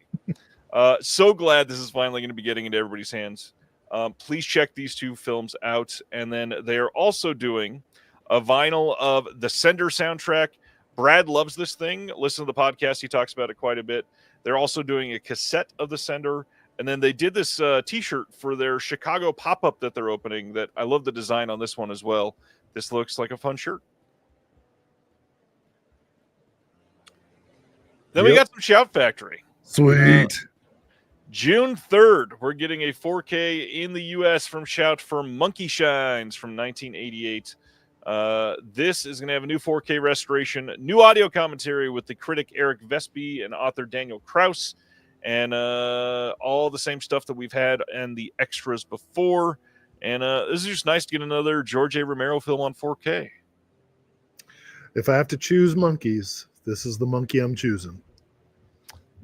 As if there was only those two. Next up, June 3rd, also, but coming as part of the Shout Select line, is Bring Me the Head of Alfredo Garcia, which has gotten so many releases in the last few years. This one is only going to include a 4K disc, no Blu-ray disc in this whatsoever, because that is already out by another company. The only new thing on this is there's an interview with the writer and film historian Julie Kurgo. For a lot of people, that is enough to purchase this. Totally get that.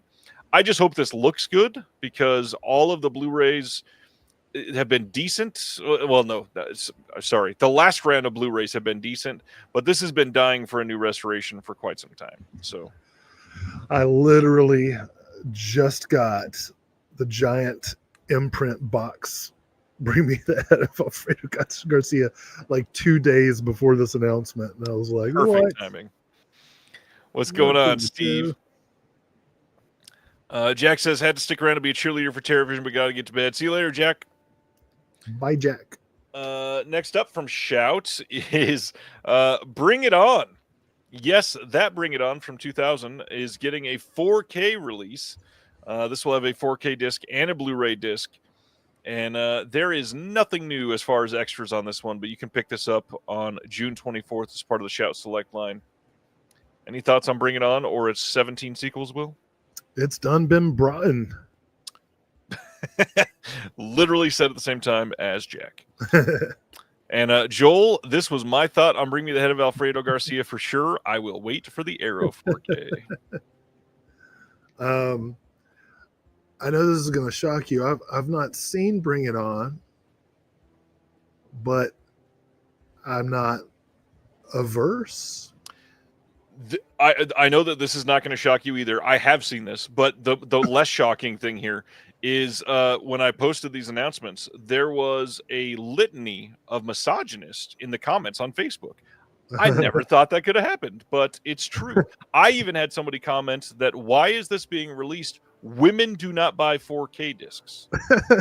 Well, this isn't for women. This is for men. JK. I kid the cisheads. That's a super ignorant thing to say, but I guess if you don't know any women in your life, then you might think something like that, I suppose. I don't even know, like, how do you respond to, or should you even respond to a moron like that? I don't know. I called him a misogynist, and he ended up deleting his comment. So, after Googling what that meant. Oh, yep, Ronnie, exactly my thoughts. And it's like, I just can't understand getting so upset about the existence of a 4K Women. of Bring It On that I would have anything to say about it. Right. You know what I mean? Like even if you thought that in the deep dark crevices of your brain, to take the energy to type it up and be like, send. What a loser. I love Petty Will. All right. Anyway. So let's bring it on. Next up, Shout is releasing The Return of the Living Dead on 4K for the third time on June 10th in a second steelbook. Why? It sells really well, I'm sure. This is going to be the exact same as the previous releases. There is literally no reason to purchase this if you have one of those, unless you are a packaging collector, and that's it.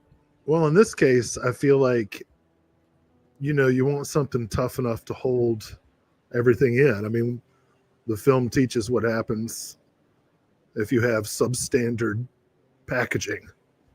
That's true. You know what I mean? So a steel book is quite apt. Right. And 2 is even better, I guess. Then they are releasing a repackage of Mystery Science Theater 3000 volume number 17. This is just coming on DVD like the last time. This is the one that includes The Crawling Eye, The Beatniks, The Final Sacrifice, and Blood Waters of Dr. Z. There's a bonus feature set on here for each of these. And then I love Will's comment here. Oh, right. Yeah. One of the jokes in The Final Sacrifice. Yeah. The Final Sacrifice is one of the best episodes of Mystery Science Theater ever, in my opinion. Rousdower should have gotten a franchise. All right. So that is coming on June 3rd. And then they are doing a collector's edition and standard edition of season 1 of Dan to Dan, the anime. This is coming on June 10th on Blu-ray from Shout. Bunch of bonus features on this one. This one is pretty popular, supposedly. Just got a season 2 art reveal today. So, yeah. Dan to Dan.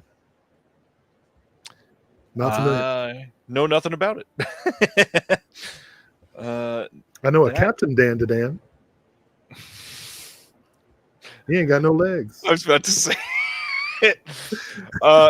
June 10th, Shout is also releasing an Amazon exclusive 4K steelbook of The Dead Zone. As far as I can remember, this is the first time Shout has released an Amazon exclusive steelbook. Everything before this has been a Walmart exclusive or a Best Buy exclusive. And here we go. I don't want to sound like a conspiracy theorist or anything.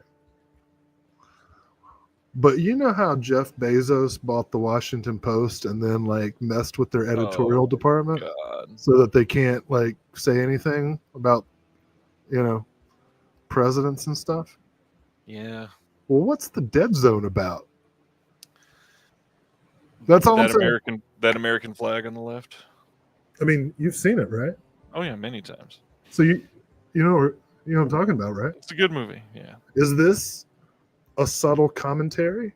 Is this a revolt of Amazon distributors against their overlord? Is this the Washington Post surreptitiously slipping an editorial into the Amazon algorithm?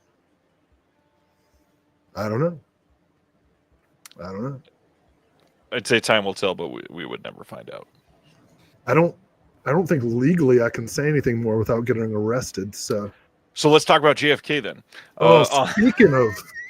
Speaking of inside jobs, June 24th, we've been hearing about this a little bit. June 24th, they're doing a standard, it's an odd repackaging of their deluxe edition. This is going to be just the JFK director's cut, coming in a single 4K case on June 24th. This was previously in their big box set that they did, and now it is just the director's cut. And there's a Blu-ray disc in it as well. I'll tell you who killed him. Please tell us. Oh, not on the air. Okay. Hey, next up, Classic Flix has launched their anniversary sale. Classic Flix does not get enough love. Wanted to make sure that we give them a little bit of attention tonight. It begins today with great deals on Blu-rays and DVDs. They also have things that are going out of print, so you can check this out. They have a $4.99 flat shipping on their site. The things that are on sale for the first time are Angel, the Complete Series Volume 1, and then The Little Rascals, the Complete Collection. The best prices yet titles: Meet John Doe, the lowest they've ever been, and Abbott and Costello Show Season 2, lowest it's ever been. Going out of print, Out of the Blue, 1947 is out of print. This is the last chance to purchase the screwball comedy, and they released that in 2019. It's on sale for only $14.98 and will be removed from the site at the end of this sale. Other titles which are currently out of print and have less than 100 copies in stock as the time that I post this, they may be gone now, are Raw Deal, Merrily We Live, and Another Man's Poison. And Nice. Craig says he restored 2 of their releases. Nicer. Which ones, Craig? There you go. You Only Live Once and The Noose Hangs High. Oh, I like You Only Live Once. Good stuff. Check out the sale. Classic Flix. You get it's classicflix.com with the FLIX for Flix. Subway, the film from 1985, is celebrating its 40-year anniversary with a 4K steelbook from Studio Canal over in the UK. This is the Luc Besson film. Here is the inside. Besson. New 4K restoration of the movie with Dolby Vision, HDR. There's a new making of that's included in this. And then the second disc is full of brand new stuff, filled with the new restoration, making of Subway, new interview with Jean-Hugh Anglade, co-writer and editor, the assistant director, assistant set designer, a couple others. What's his name again? Jabla Fleju. I'm real great at this. He's so Pepe Le Pew. I love it. Isn't it? He's like the French John Hughes. Jean Hughes. It's like Le Breakfast Club.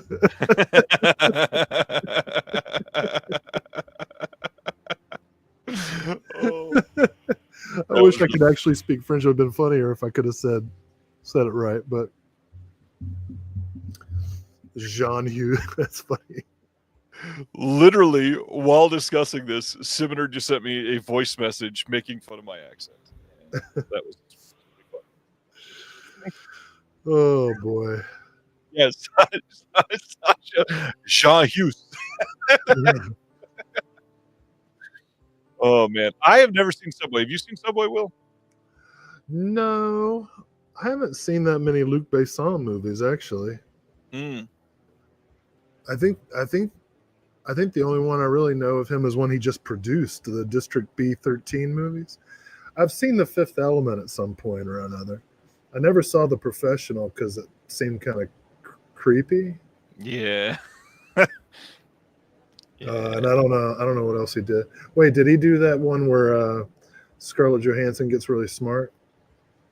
Or is that somebody else? talking about Black Widow? I'm just kidding. No, Lucy. Oh, you Lucy. do that? I'm not sure. Man, Not Lucy sure was at all. stupid. But it's okay. Yeah. So no, I haven't seen Subway. I don't know. Is it good? I don't know. Never seen it. Hell of a cast in it. Christopher Lambert and Isabella Adjani. That's enough for me to check out at least. Christopher Lambert? Yeah. Lambert. It's French, isn't it? Is he French? I thought he was like Swiss or something. I don't know. I don't know. Yes, he did Lucy. You were correct. Everybody said Lucy. Man, everybody said Lucy. Okay. Sasha agrees. The Professional is creepy. Okay. Great. I don't know. It's flashy and Isabella Adjani is sexy in it. Good music by Eric Serra too. Okay. All right. I can tell you, listeners out there, that I like to sometimes do things the Subway. Just saying. Flesh. Wow, Will. June 10th.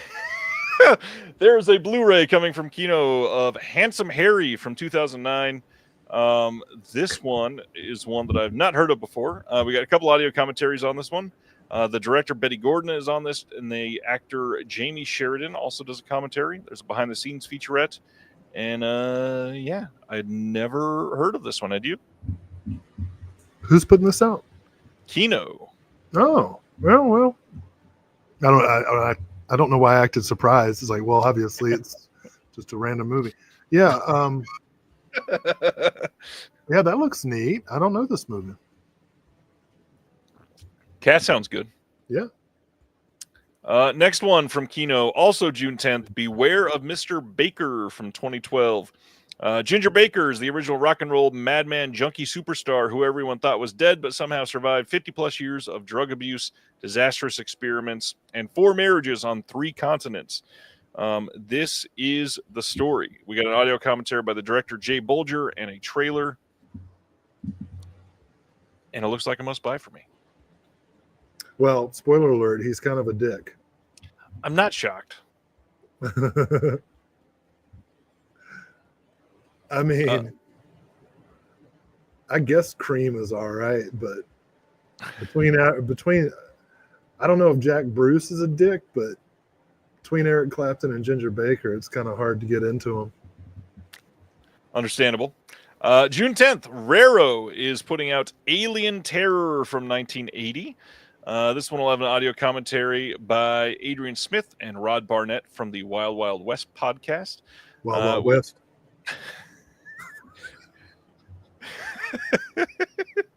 There's also an interview with Eli Roth on this, and then alternate English features, audio dub.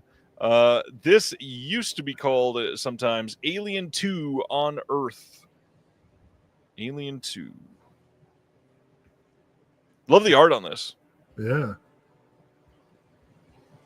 All right. June 17th, Kino Lorber is releasing I, Madman from 1989 as number 31 of their Kino cult line. This will have a lot of the same extras from the previous release. I think the visual essay by Chris O'Neill here is new. It's called Much of Madness, More of Sin. I can't find it on any of the other Blu-ray releases, so I'm guessing it is new. Good movie. Good movie. I like I, Madman. I have not seen it. All right. There was some talk on this one recently because it's been playing in theaters. June 17th, Milestone Films, through Kino Lorber, is going to release The Annihilation of Fish from 1999. This is starring the one and only James Earl Jones and Margot Kidder, both gone in the last year. This is going to have a new audio commentary by Charles Burnett, the director, moderated by Maya Cade. There is going to be a 55-minute film from 1997 by Charles Burnett, the director. Oh, shit. This is unbelievable. We're getting like 3 Charles Burnett movies in like the span of a couple months after nothing for so long. I mean, the Killer of Sheep DVD has been out of print forever, and now we're getting it in 4K from Criterion, and now the Annihilation of Fish, plus what's the short feature that it comes with? The Final Insult. Jeez, it's amazing. There's also going to be a Q&A with Burnett on this too. That's so cool. I was just doing a unit in cult films on the LA Rebellion, so of course we go over Jamal Fanaka and Julie Dash and Charles Burnett and all those folks, and we watched Jamal Fanaka's MMA, which is a great film, and showed some clips from Killer Sheep. So I've never seen the Annihilation of Fish. This is very exciting. I just want to point out one thing. I'm excited to see Maya Cade getting more and more involved in these releases. She is a great scholar. She's talked on a couple other of the LA Rebellion films. She's done a lot of work with Milestone and Kino and that group. Good stuff. You can follow her on Blue Sky. Oh, cool. I don't know her work. I'll have to check her out. Cohen Media Group through Kino is putting out The President's Wife with Catherine Deneuve from 2023. This is coming on June 17th. This will have some deleted scenes and a trailer on here as well. And yeah. Bro, I tell you what, there's nothing more dangerous than being married to a French dude. I'll tell you what, I'm not even joking. That place, the fuck? Like, seriously, Gerard Depardieu basically admits to everything he's been accused of, and his response is like, "I'm a slob." And the President Macron has been like, he makes some good movies though. Crazy. And then I'm not even going to get into the other reasons it's dangerous to be married to French dudes, but holy cow, clean it up, France. You know what's crazy, Will? We've been going almost 2 hours. We haven't even started OCN yet. We haven't done Vinegar Syndrome. That's OCN. Same thing. Yes. Indicator has launched their first sale of the year that is live right now, and it is going until Tuesday, the 8th of April. They are including more than 350 titles. The sale covers both UK and US and Canada titles, as well as 4Ks, Blu-rays, box sets. There are stuff on sale for the first time, including Bruiser, Columbia Noir number 6, The Whistler, which I need to get. Damn it. I ordered it. And then The Complete Confessions, amongst others. They're also doing their 4 for £20 deal and added hundreds of titles. If you wish to take advantage of that, just add 4 more eligible titles identified by the red badge to your cart. And then in the cart, those go down immediately. Yeah. Check it out. By the way, if you are wondered about shipping, standard shipping policy for all of the items is as follows. Free track shipping to the UK for £50. For EU, US, and Canadian addresses, free track shipping at £200 or more. For the rest of the world, free track shipping over £250. Oh, dang. I didn't realize that. Oh, well. What, the free shipping? Yeah, I didn't quite get to the threshold. Oh, I wasn't anywhere near the threshold, so it's fine. I actually was fairly responsible. May 27th, here in the U.S., we are getting 2 steelbooks for the first 2 Lord of the Rings films. We are getting The Fellowship of the Ring and The Two Towers. These are the same steelbooks that were in that big library steelbook collection. These films have been released on 4K multiple times now. Nothing new on the disc, just releasing packaging for people that are addicted to the packaging. Lord of the Cha-ching. Literally, yes. Next up is the next Hammer announcement, and this is Shatter from 1974, which is a co-production with Shaw Brothers Studios, coming on 4K on May 12th over in the UK. This will have a new audio commentary with Leon Hunt and Adrian Smith, and the new commentary with Heidi Honeycutt and Toby Roan.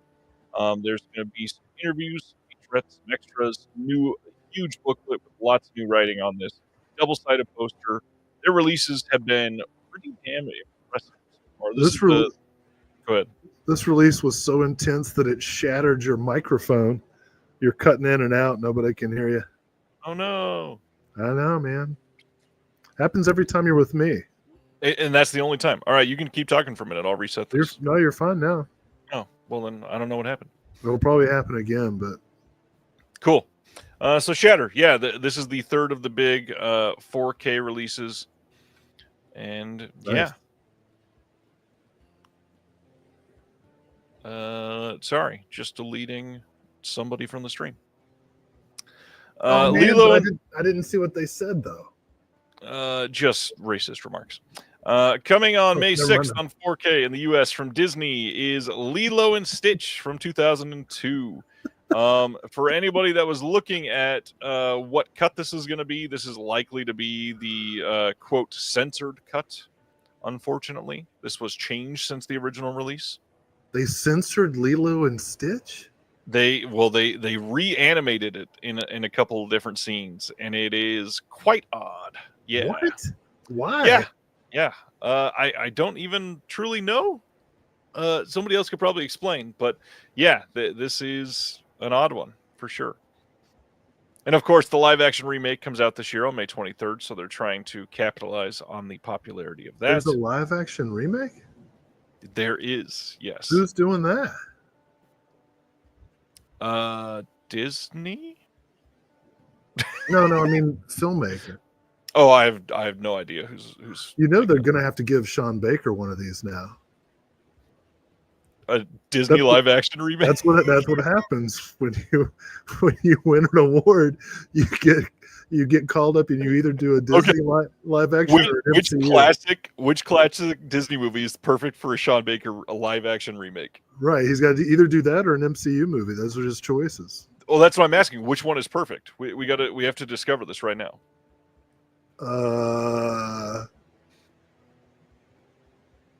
Sleeping Beauty? It's not a bad one. I could see. Trying to think of one the closest to having sex workers. I could see Spaghetti says Peter Pan. I could see a great version of Fox and the Hound. Oh shit, yeah. Oh, that'd be so sad though. Sean Baker's Pinocchio. There's too many of those. Pinocchio. Well, I mean, they do go to a house of ill repute.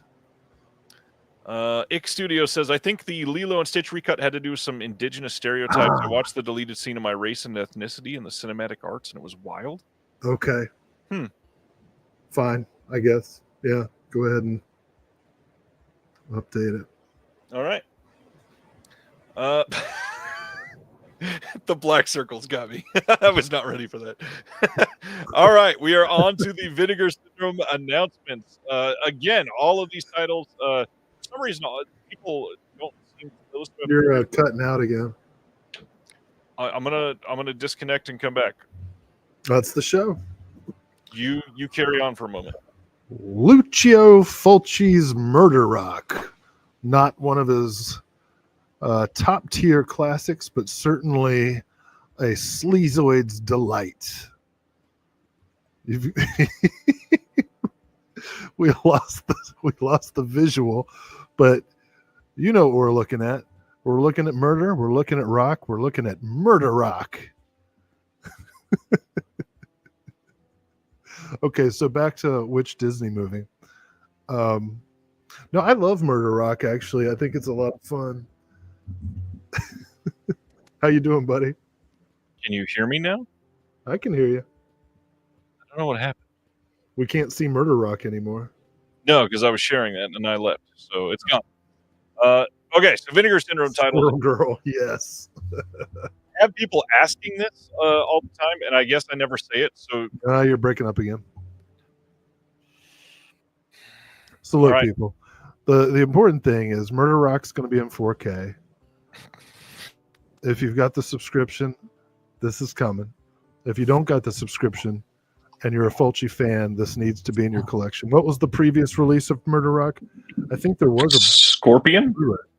Yeah. There was a Blu-ray. Maybe it's Scorpion. Yep. Okay. One thing that I always forget to say with Vinegar Syndrome releases that people ask like once a month. These are shipping at the end of this month, so starting in about 3 weeks. If you order this now, you're not waiting a few months. This will be shipping in the month of April. On Murder Rock, this is an outer hard box, and then this is the slipcover on the inside. There is the hard box and the slipcover.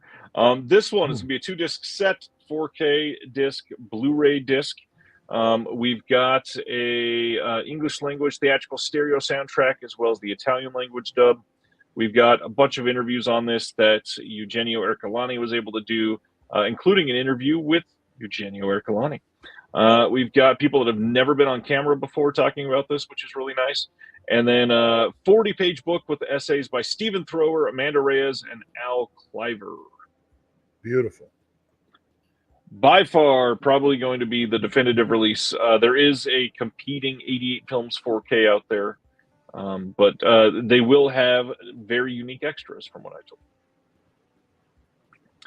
Then, The Nesting. Vinegar Syndrome was probably happy about the tariffs.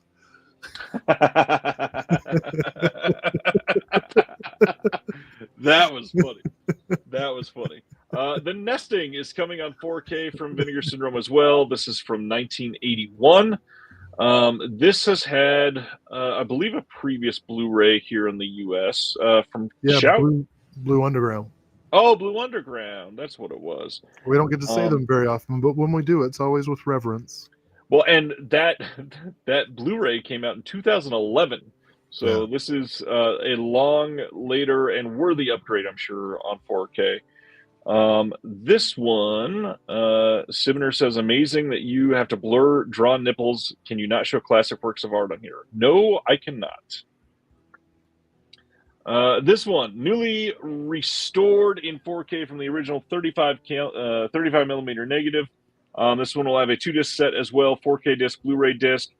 Commentary with the writer and critic Andy Marshall Roberts. A bunch of interviews coming on this one as well.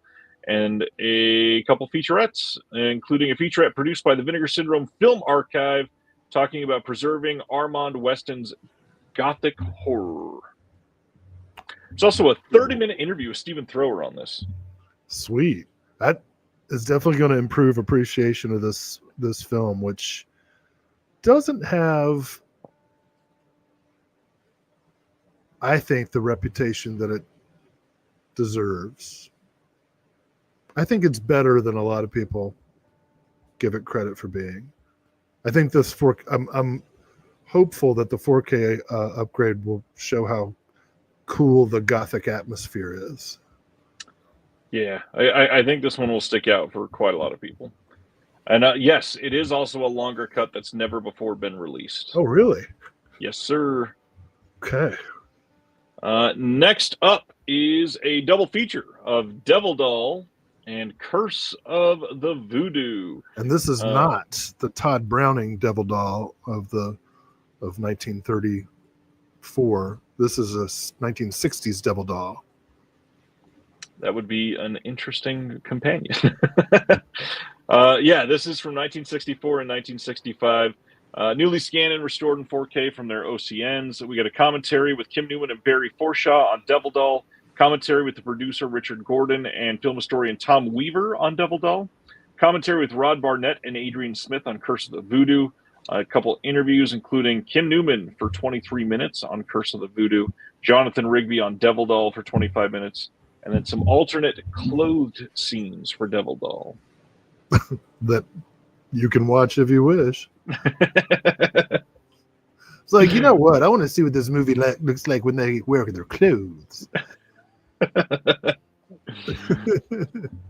Getting into their VSA line for the month, Igor and the Lunatics from 1985 is their VSA. You can check this out now. It is from who is the name of it? Spooky's directors, Thomas Dorn and Brendan Faulkner, I believe. They did a couple of the bonus scenes, at least, in this. This was actually directed by W.J. Parolini. This is newly scanned and restored in 4K as well from the 16 millimeter. And then we've got a making of doc that is 34 minutes long, reversible sleeve, and the usual on this one. This one looks fun. Yeah, the trailer looked great. It'd be a good double feature with Josh Becker's "Thou Shalt Not Kill Except." Both good, fun, low budget Manson inspired movies. Yep. Yeah, I always like to pick up the trauma licensed films in the hope that eventually I will develop enough karma for them to do Merchants of Death, the best remaining unreleased trauma licensed film. Maybe someday. Then this is an interesting one. Distriptix is putting out Last Tango in Paris from 1972 on 4K. But what's odd is you can get it with this art on the Vinegar Syndrome site, or you can get it with this art on the Melusine site. Or you can save $8 and get no slipcover or hardbox. And just get the. I didn't realize that the box cost $8, and then I switched to the standard and was like, thankfully I can easily slide that box right off and just get the movie by itself. This is a 2-disc set. We got a 4K disc and a Region A Blu-ray disc. We got an interview with Bertolucci collaborator Francesco Barilli, interview with the editor. We've got a couple other interviews on this one, featurette, 40-page book with essays by Allison Anders, Heather Drain, and Jim Hemphill. This is a movie that has, of course, a handful of controversies associated with it. A handful, huh? Yeah, so what are the ethics of watching Last Tango in Paris? Well, I mean, for me, for separating the art from the artist, I am okay purchasing and watching a film like this. So, in my opinion. Yeah, I actually had a conversation with Sam about this, and we both agreed, like, the movie crews are a pretty good number of people. Like, the likelihood that somebody is a scumbag is high on every single movie. Yeah. And I think of someone like Roman Polanski or whatever, and I would say, the thing is, people can do monstrous things, and they can also do amazing artistic things, and that's right. Part of what makes the monstrous thing so scary, is that monstrous things are not done by monsters; they're done by people, right? And but I wonder if there's a difference when the alleged crime is perpetrated, happening during the filming, the course of the filming. I've read all the stories and the perspectives and everything, and I think the film has been made, and the film is divisive on its own merit, regardless of the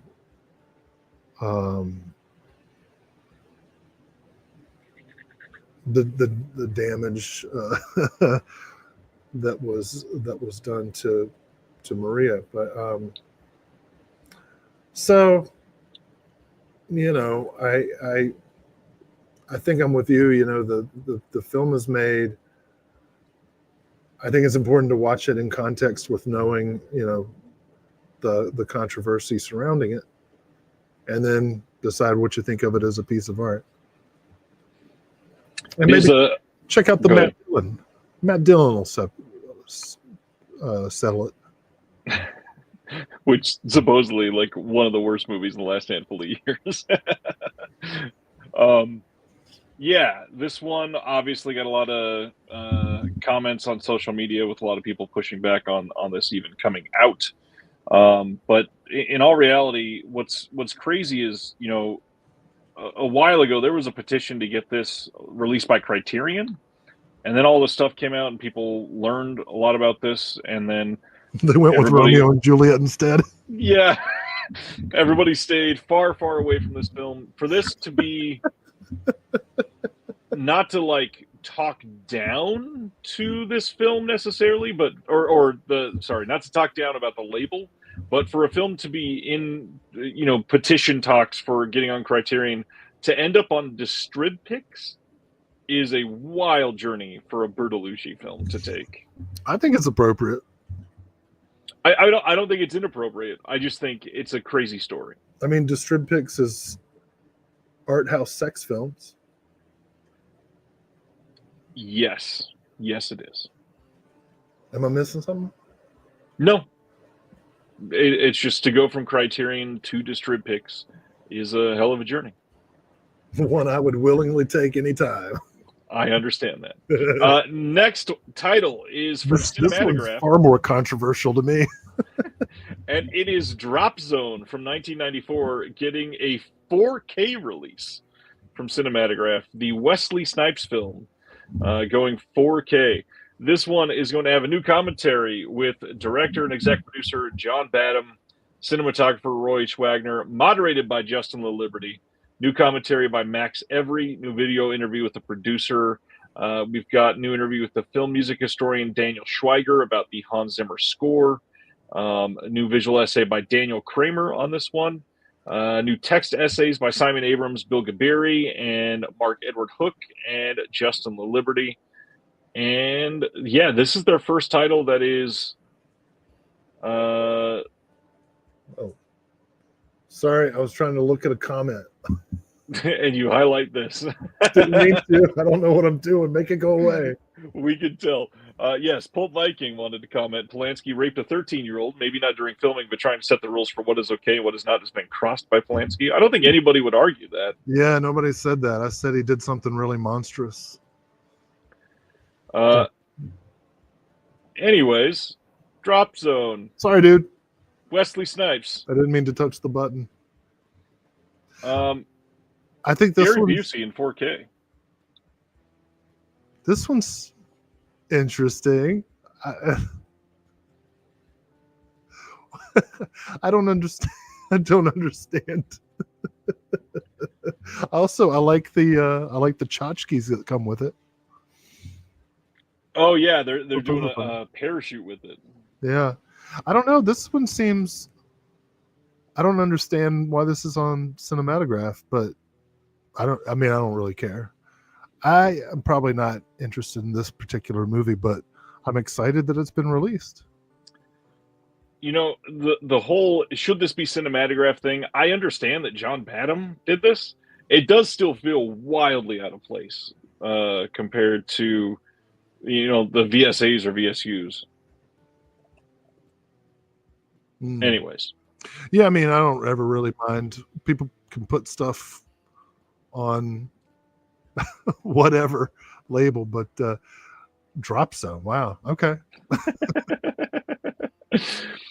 And then the most controversial thing of the week, which is hilarious because of what we just talked about, Vinegar Syndrome announced their next April Fool's Day thing, which this year was announced as a flying disc frisbee. And the picture they used had a disc on the bottom side of the frisbee. And it was claimed to be the special disc will only be available on our website until midnight Eastern on April Fool's Day. So this was, a couple days ago.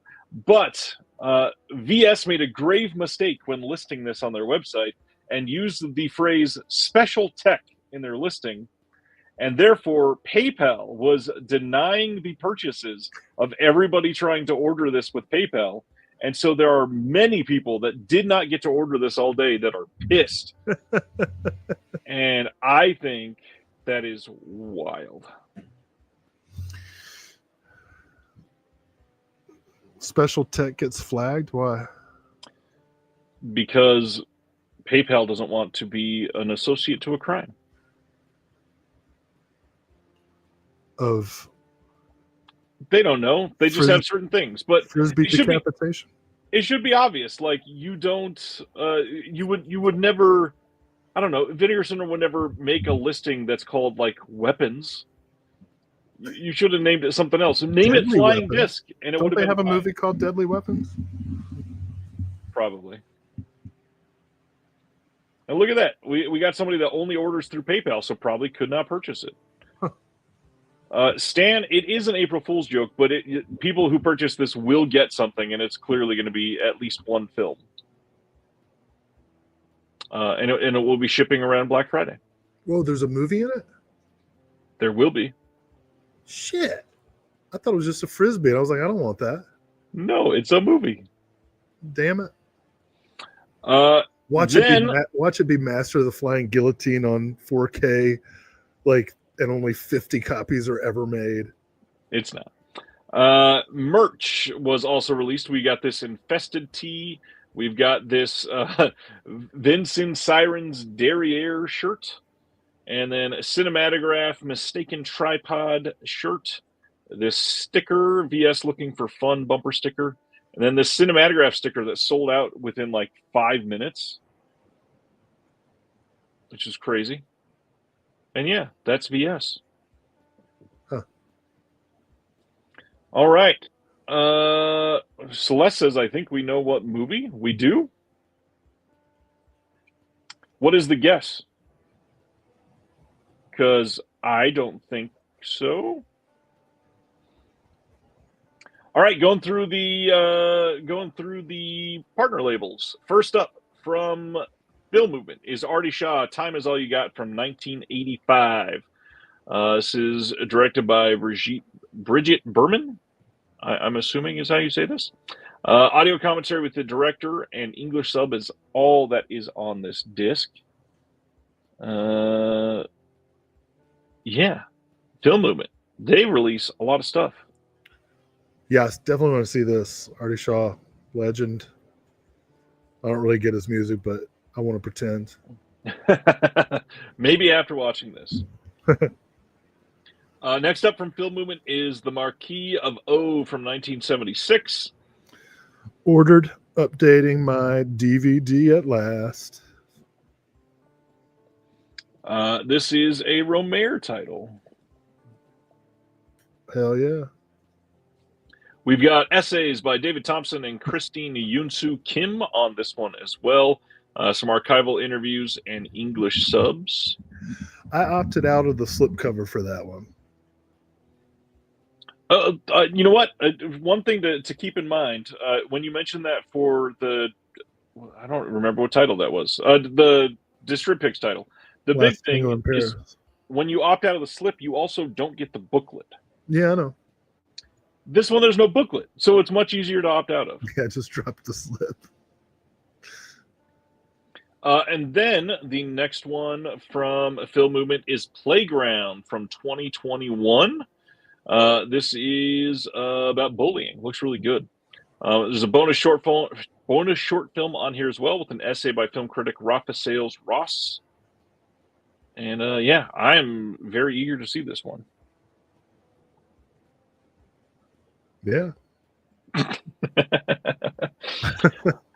Saturn score for this month is Bone Sickness from 2004. This is supposedly heavy on the gore, but not a film that a lot of people seem to love in the comments. I've not seen this one. It was an old Unearthed Films DVD way back in the day, I believe. Huh. And this will have a new 2025 commentary with the director Brian Paulin and actor-producer Rich George. New commentary with Justin DeClue and Adam Thorne. An archival commentary on here as well. A demo version from 2004. A bunch of other extras. New 2025 featurette. New 2025 location tour. Outtakes, archival stunt reels, all kinds of stuff. Another loaded disc from Saturn's Core. Well, I know nothing of this film's reputation, but that looks fun to me. Yeah. Definitely does. And then we got Good Madam from Shudder for this month from 2021. One interesting thing, Justin LaLiberty confirmed this on the Facebook groups. There was a banner that showed up on the Vinegar Syndrome website and in their email that included Blood Quantum as coming from Shudder. It is not there this month. It got delayed, and it will be coming soon still. Sweet. Is that one that you've seen and liked then?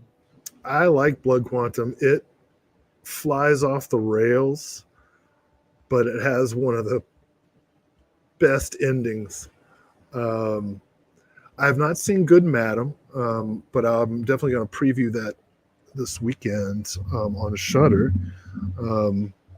Looks kind of neat. Yeah. Lots of extras on this one, too. Commentary with the director, a bunch of video interviews on this one, booklet with new writing by Jordan Searles. Is this South African film? I believe it is. It is. Oh, I thought it said. Huh. Somebody can confirm for us. Yeah, not entirely sure there. All right, going to our next one. Heavier Trip from 2024 is the next title from Music Box Films. This was my first must purchase when I saw this list. I loved Heavy Trip. Very excited to see this one. This one has behind the scenes of Heavier Trip, an interview with Baby Metal on this. There's Heavier Trip at Fantastic Fest, which was, I believe, Heavy Trip at Fantastic Fest was on the first disc, and that was one of the funniest parts of that whole disc. So funny seeing them in full makeup at the festival. This, I hope that it's good. I really hope that it's good. I definitely will see this. Did you see the first one? Yeah. Good. It is very funny. Hey, can I ban somebody? Yes. Bye. Who are you banning? Oh. Did he say something else? Getting too political. Okay. All right. Whoops. Icarus Films, The Human Pyramid and the Punishment from 1961 and 1962 is their next title. This is one that I definitely want to check out. We got an additional film on here. It says The Punishment, booklet with an essay about Rauch, the director, and I want to check these out. This one sounded very good. Yeah, definitely. I think I need to get Icarus on the show. All right. Let me respond. All right, next one. Factory 25 is doing Louder Than You Think, a lo-fi history of Gary Young and Pavement. Will. Oh, man. This says an up-close cinematic walkabout through the life of Gary Young, the original and highly unlikely drummer of indie rock royalty Pavement, his booze and drugs-fueled antics on stage, handstands, grifting vegetables to fans, and haphazard production methods accidentally helping launch the lo-fi aesthetic were both a driving force of the band's early rise and the cause of his eventual crash landing. This one has deleted scenes, behind-the-scenes featurette, 32-page booklet, and more. Again, the music things, they stick out immediately to me. I hate Pavement. You hate Pavement. Why? They suck. To me. I'm sure every band is someone's favorite band. I did not understand the Pavement thing. It was the weirdest part of the 90s to me. Understood. So, I guess, should I acknowledge that I made a mistake? No, I found a way to undo it, so he should be good to come back. I went back into YouTube Studio and I unbanned him. Should I reach Go out ahead, to Will. the person? Well, I don't know if they can see it. Go ahead and say something. Well, not if they're not going to hear it. Well, I don't know that it kicked them out immediately. They probably just couldn't comment. So, Pulp Viking, if you're still watching, you were banned accidentally and brought back. No, I did it on purpose, but it was a mistake, I guess. It looked like you were trolling, and I was getting kind of antsy about it. So, No, my bad. He's here quite often. My bad. People get sensitive these days, you know. Dickwood, you are not getting banned. You're good. I learned a valuable lesson not to touch the buttons. Love Crime is the next title. This is from IFC Films. This is from 2010. I feel like this is one that you've seen. Have you seen this one? I have not. This was an OCN month where, other than the Eric Romer movie, I was like, I don't know these.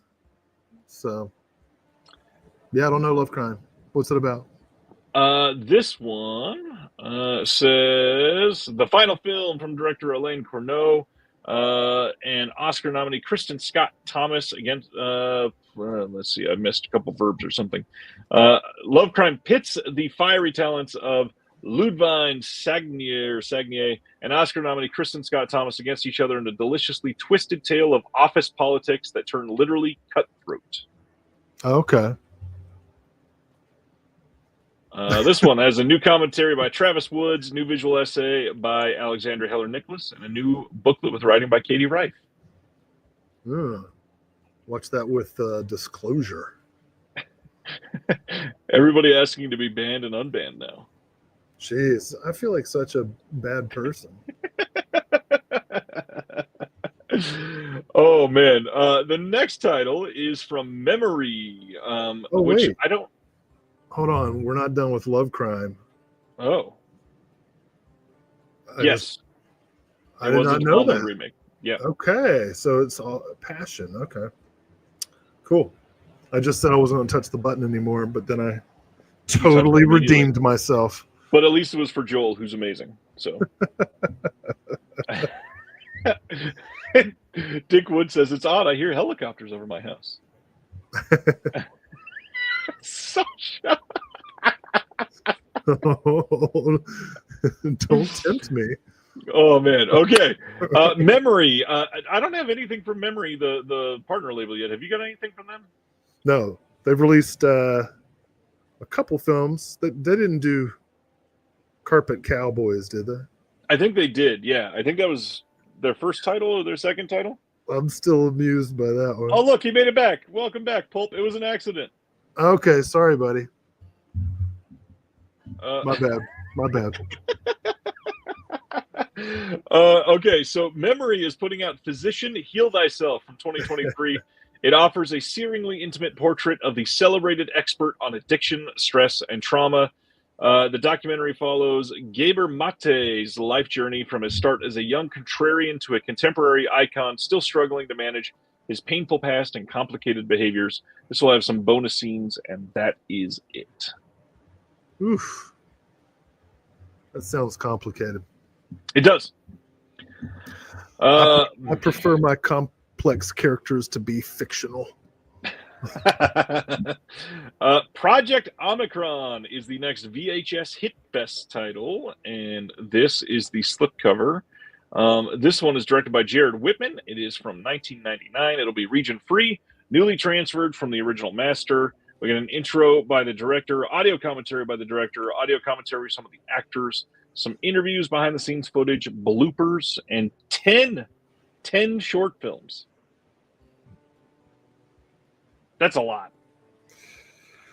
Packed to the gills. As usual, Dan does really great with his discs. I'm always happy to see what he's able to put out. This was my other must purchase. Yellow Veil is putting out Rats from 2024.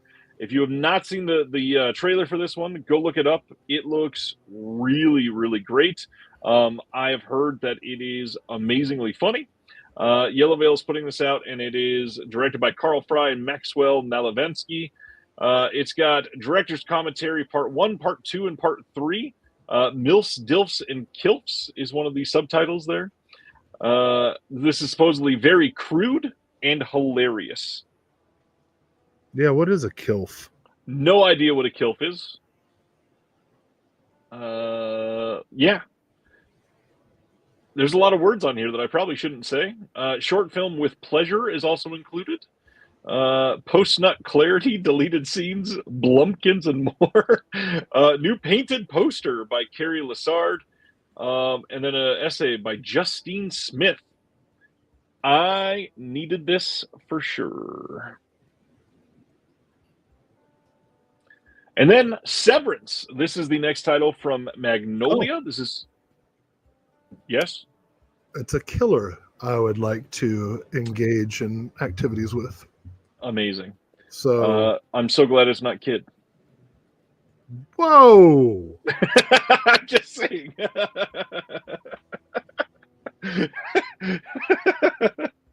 I've said I'm glad. Jeez, man. Oh, wow. That was really funny. Severance from 2006 is the next title from Magnolia. This is directed by Christopher Smith with Danny Dyer and Toby Stevens. Simner says, I went to Kangaroo first. Oh, man. Jeez. I mean, not that bestiality is much better, but yeah, no, I was thinking of totally, yeah, I'm going to ban you. Talk about a severance. This one will have a new commentary with the director, whole bunch of other extras on here as well. Kim Newman does a moderating on here for the commentary. We've got a bunch of archival extras, book with new writing by Molly Henry, and I've not seen this one. Have you seen Severance? No, I'll check that one out. This got an Umbrella release too. Oh. Good to know. I want to take a time out to address Mr. Viking, or I shouldn't say address Viking, Pulp Viking. I apologize for banning you. We got ultra sensitive, honestly, over the past couple weeks about political comments in the chats. Mainly hate getting directed my way. Ryan gets it every day. He's used to it, but I'm very sensitive because I only get it every now and then. Yeah, I do. So I do. I apologize. If you hate me now, I'll understand. Cool. I had to give you the full screen. No, I'll take it. All right. Next up is AGFA doing their re-release of The Sword and the Claw. We knew that all of their old titles, when they were on their own, were going to get re-released under OCN eventually. So this is this one getting its re-release. This is region-free, preserved from the only known 35mm theatrical print. This has an action trailer reel from AGFA. It's got a bonus movie, The Brawl Busters, on here from 1978. Korean martial arts extravaganza that screened with The Sword and the Claw during its original U.S. theatrical run. And this one, did you ever watch this AGFA disc? Yeah, I have the first. Everything's the same, right? All the extras. Yep. Okay, great. So yeah, this is fun. I haven't watched all the extras yet, but the movie's a blast. Yeah, this is a good one. This is from the same areas like Turkish Star Wars. Is what they do. This is a good looking slip for this release. Glad it's coming out. And then we've got Enjoy the Ride, or ETR Media, putting out Underdeveloped from 2022. This is a mockumentary about a group of failed and inexperienced producers forced to work together at a failing production company. Got some semi-big names in this. We've got Thomas Ian Nicholas, Brian Metcalf, Tom Arnold, Dave Koechner, Sam Levine. We've got an audio commentary from the director and select members of the cast, extended and never seen interviews, and a trailer on this one. Didn't we just have something similar to this where they go to camp and they have to produce art for the Wu-Tang Clan? That is so specific, and either that exists and I have a terrible memory, or it definitely exists. Okay. You have a terrible memory. Somebody in the chat will know what I'm talking about. I generally don't. That's why I'm worried. Did I hit my head today? It's a bunch of Upright Citizens Brigade people and other mid-tier famous people at a camp where they're trying to overcome their creative blocks. And all right. The organizer is one of the Wu-Tang Clan? I'll trust you. I think it's Reza. That checks out. So we're just going to move. We're not going to talk about Tom Arnold's triumphant return to straight-to-video mockumentaries. Go ahead. Let's hear your diatribe. No, I don't have one. I didn't have one prepared. Good on you, buddy. I like Sam Levine. Freaks and Geeks, right? Yeah. Oh, yeah. Dave Koechner got arrested. For real got arrested? Yeah, for drunk driving. Well. Could happen to anybody. Next up is the Catalog doing... I just heard what you said. Oh, man. I spelled unfinished incorrectly on this. What we left unfinished from 2019. I'm going to just scroll up and hide that. I left this first draft unfinished. In a time when film was more than just entertainment, it was a weapon. What we left unfinished unearths the incredible true stories behind 5 unfinished feature films from Afghanistan's communist era from 1978 to 1991. Filmmakers who dared to defy the odds, creating stories that both reflected and resisted the shifting political tides, were thrust into a battle where their craft became a matter of life and death. I got a pretty good idea why they didn't get finished if they were made in Afghanistan between 1970 and 1991. But I'm very interested in checking that out. Yeah, this sounds great. The Catalog does great work with this. Very interested in seeing this. We got an intro from Mariam Ghani on this, extended interviews, Q&A with filmmakers, trailers, discussions. This sounds really, really solid. Oh, wait, is bro really from Greenland? Pulp, yeah. No shit, for real? I believe so. Oh, my bad, dude. I didn't know you were trying to defend your homeland. You already had the full screen apology, and now you're digging in for the. Well, it's not. I'm on your side, brother. When the battle comes, sign me up. Oh, man, tonight is a shit show. So literally trying to protect his land. Yes. Oh, he's Danish. Right. All right, Cartoona. When You Get to the Forest is the next release. No, I just want to make the rest of the show talking to Pulp Viking. That's cool. Should we send Pulp an invite to come on the show now? Why Chat not? it out. That's pretty awesome. Okay, what's this movie? This is an animated film from 2022. This is region free. It's got A Year in the Forest, a making of doc, production diaries, directors and writers commentary. Cartoona has been doing some really unique stuff. I am really glad that they came on as a partner label fairly recently. Yeah. Thanks, Cali Kid. Says love your program. You checked anything from Cartoona out yet? No, not yet, but I'd like to. Hundreds of Beavers. Big hit. Still haven't seen it. Speaking of. That was perfect. The mail you've seen titles for this month is Baby Rosemary, and this is a double feature with Hot Lunch, both coming on Blu-ray. Nothing new on these. These are both upgrades from the previous DVD that Vinegar Syndrome released a while ago. There is a couple people that are very vocal about how pissed off they are about all of the mail you've seen titles coming out right now are just upgrades.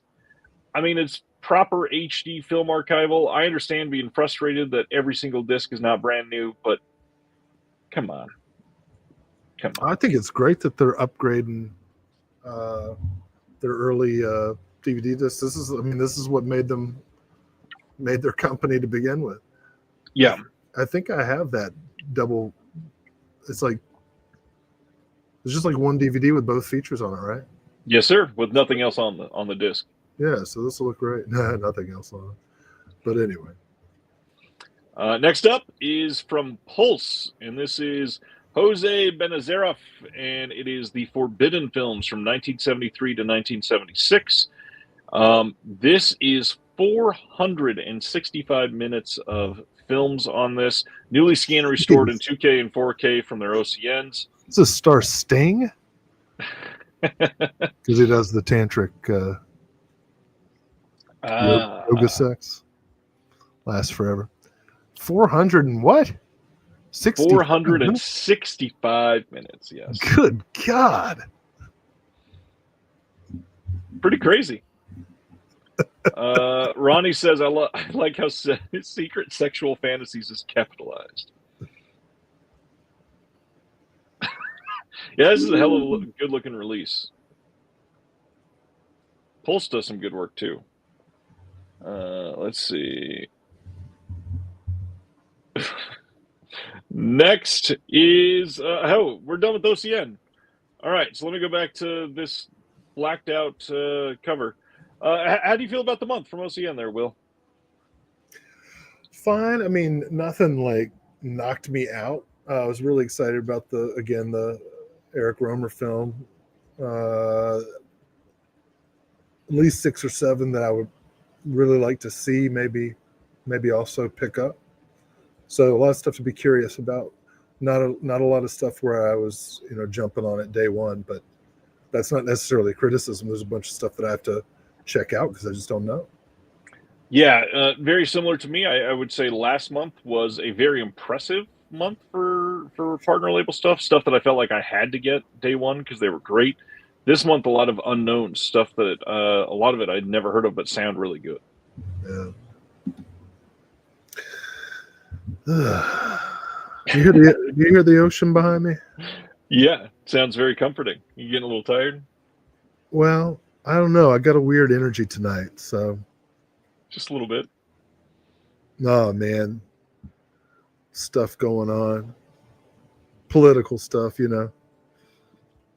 But I've heard of it, yeah. I mean, it's as you know, it's affecting many of our job situations, so it's been something. That is a good point, Ronnie. No CIP released this month. I think they pulled it in protest. Anyway, Ultraman. Callie, do we think Stanley Kubrick's Lolita is too controversial to release on Blu-ray or 4K? No. I have a feeling it'll come this year. They just released Adrian Lyne's version last year. Was that Imprint? Imprint, yep. Yeah. And I think Kino announced that they were doing it after that, too. I mean, Kino just did Pretty Baby after Imprint did. Yeah. I mean, Lolita, Kubrick's Lolita is extremely uncomfortable, but Lyne's Lolita is much more explicit. Yeah. So I don't think there should be an issue with re-releasing Kubrick's Lolita. I love that we're talking about Lolita with Ultraman on the screen. June 3rd, Mill Creek is releasing Ultraman Decker, the complete series. This will also include Ultraman Decker Finale, Journey to Beyond. They have been killing the Ultraman releases. I'm sure this is going to be great. And I've never seen any of the Ultraman stuff. What is that? It's we had this conversation a couple of weeks ago. I used the wrong word then. I think it's technically kaiju, where it's like big monster movie. It's kind of like Power Rangers type, but more serious. More serious. Yes. Okay. Yeah, not like made for kids necessarily. Speaking of serious films, love this movie. Turbine over in Germany is releasing Abigail on 4K on April 10th. This is just coming in a regular Amaray case, but afterwards they will be doing a media book and steelbook as well. To me, this indicates that we will likely be getting the 4K from, I'm guessing, Scream Factory in like 4 or 5 months in the US.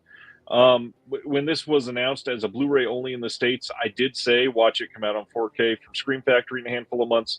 This seems to be a pretty clear definition of that. Love this movie. I wish the trailer would have been different and it kept the main storyline a secret, but this movie is genuinely incredible. I saw it. You did? Yeah. What'd you think of Abigail? I liked a lot of it. when I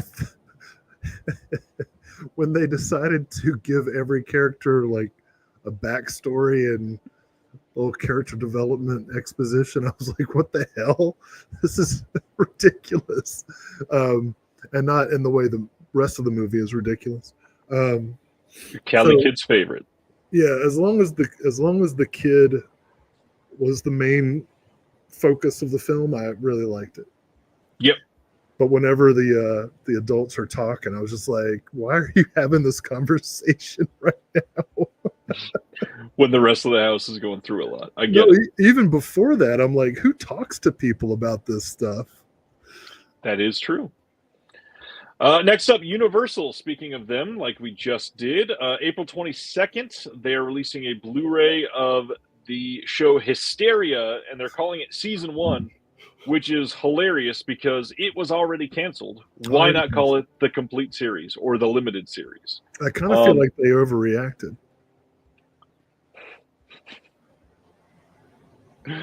I also like that face that you just held.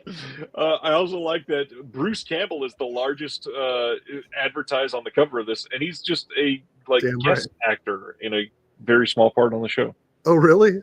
Yeah. I guess there's no point in me watching it. I thought he was like the main lead. No, I don't even think he's in every episode. Shit. Why don't watch that? I mean, Julie Bowen, she's good. Julie Bowen. The Dexter? love interest in I don't know about Dexter. I didn't watch Dexter. Happy Gilmore. The love interest in Happy Gilmore and from Modern Family. That's Julie Bowen on Happy Gilmore? Yeah. Wow. I never knew that. Colton says, loved Hysteria. Peacock had 2 great horror shows and canceled both. What was the other one?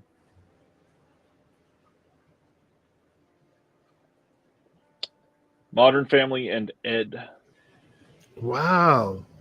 You know, I heard she was doing really great things with advertising. Arcade. Yes. This is the next title, July 15th, Blu-ray from Full Moon of 1991's Arcade. This is from David S. Goyer, who gave us Blade. We are getting this on Blu-ray for the first time ever. Audio commentary with Charles Band and Megan Ward. We've got original trailer, Video Zone, interview, rare VFX reel, Full Moon trailers. And yeah, Will is very excited because it's Full Moon. I am, and I also just discovered that Julie Benz and Julie Bowen are different people. So had to look them up. Arcade, baby. With a Charles Band commentary. I'm so glad Full Moon has finally started to do. It's ironic because Full Moon pioneered supplemental features with their Full Moon's Video Zone in the VHS days. And then when they went to DVD and Blu-ray, they didn't do shit for Pulp Viking asks, Arcade isn't any good. And the answer is, it depends. I think it's great. Many people disagree. It's very, it's very Full Moon. Yeah, it's very Full Moon. It's super fun and low budget and campy and stupid in a good way. I love Arcade. And that's Arcade coming soon. Man, this was maybe one of the most exciting announcements of this week for me. June 24th, Milestone through Kino Lorber is putting out Made in New Jersey films from Fort Lee, America's first film town. This is going to cover 1909 to 2015 with a couple documentaries. This has a before Hollywood disc and after Hollywood disc, some documentary pieces all about Fort Lee. It was already a favorite location for New York filmmakers when Mark Dintenfass arrived in 1910 and established Champion as the first of many studios in that sleepy town. Biograph of Claire, Calum Fox, and Universal soon followed, making Fort Lee in New Jersey the birthplace of the American motion picture industry. I want this for sure. From Fort Lee to Geely, New Jersey cinema at its finest. Oh man, that's hilarious. Yeah, this looks great. June 24th. I need this one. This is the kind of thing that I think is important to have on the shelf, but not necessarily to ever watch. Not the New Jersey thing. Go back. That's what I'm talking about. I know what you're talking about. Well, I'm not done. Let's go back. Okay, I'm trying to go back. I was too busy responding to something. So, wait, this is documentaries or is it like actual films from the era? These are actual shorts from the era. Okay. Yeah, that's what I mean then. And current documentaries, like The Champion from 2015. Okay, fine. Watch it.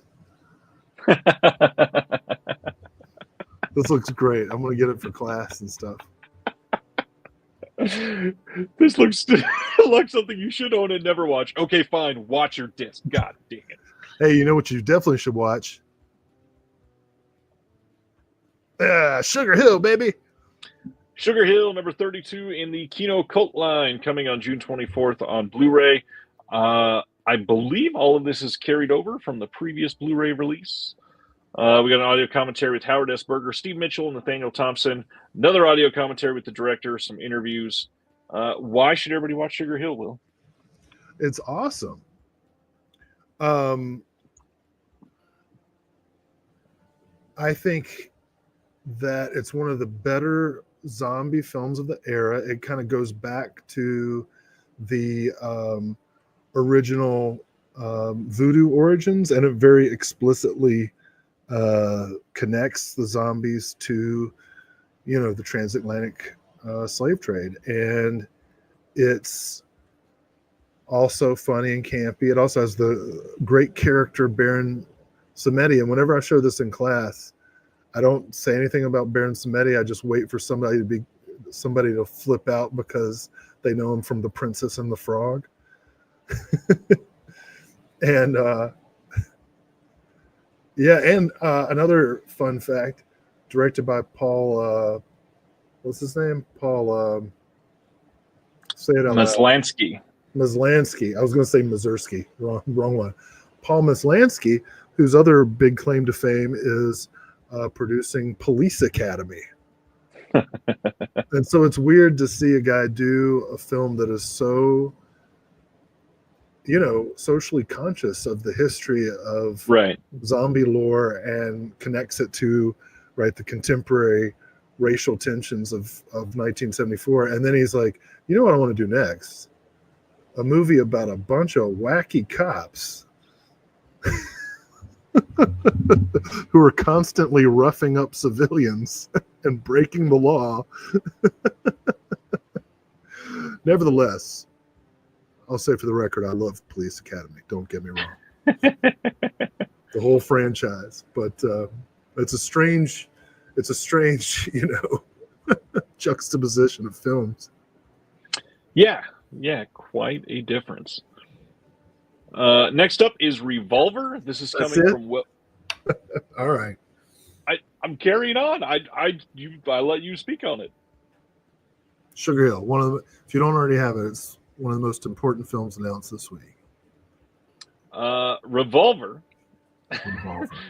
is the next title. This is from Wellgo USA as an Amazon exclusive release, which is odd. They don't normally do that through Wellgo, so curious why that is happening. So the Dead Zone and Revolver. I think my little conspiracy theory is beginning to come together. Damn it, Will. Continue, my friend. This is a BDR only on this one, so not going to be pressed. You can pre-order this now. It's a ghost Blu-ray. You assemble it at home on your 3D printer. Oh, man. Wow. Private Club. This was announced a while back, but there was no details on it. As it turns out, there's just no bonuses, as far as I can tell. No special features on this. This is coming from 88 Films in the UK on June 23rd. If you're in the US, this was previously released by Mondo Macabro in the Max Picus collection, and you may already have the film. There actually are bonus features, but you have to be a member. Got it. Yeah. Which is why you don't know that there's actually an essay by Alexandra Heller Nicholas. Oh man, you're gonna make people go look for it now. All right, Warner Archive. We got a handful of announcements. What's odd is I only saw this one at first, and then went and posted some other announcements, and then realized, oh wait, Warner Archive announced a bunch of stuff. So this first one, this is coming on May 27th on 4K and Blu-ray, and it is a movie called High Society from 1956. Tell us about High Society, Will. Oh man, my third favorite, Tracy Lord. This is a musical remake of A Philadelphia Story. That's all you need to know. I mean, it's nowhere near the quality of Philadelphia Story, but it's fun. This is starring Bing Crosby, Grace Kelly, Frank Sinatra. Yep. We can confirm now, it seems like, Fidelity in Motion is going to be doing all of the Warner Archive 4Ks, which is really nice to hear, considering how great their work is when they author. On this, we got a featurette, Cole Porter in Hollywood, True Love, 1956 premiere newsreel. We've got MGM CinemaScope cartoon Millionaire Droopy, audio-only promo spots featuring Crosby, Kelly, and Sinatra, and some original trailers. How do you feel about this as their second choice for 4K from Warner Archive? It's not one of my favorite movies, but it's a important movie and worth restoring, and I think it'll look great. What was the first one? The Searchers. Oh, right. Yeah, well, obviously. That's the big thing about this, though, is this film had never even been released on Blu-ray. So this is a pretty big upgrade for this one. Yeah. Yes, sir. Yeah, that's definitely a pickup. Before we finish, the Warner Archives got a couple other extras. Wellgo on May 27th is releasing a 4K and a Blu-ray release of The Prosecutor from 2024. This is directed and starring Donnie Yen. It looks, supposedly, it's a pretty great crime thriller and courtroom drama packed into one. I'll give that a watch for sure. Yeah, it's supposed to be pretty incredible.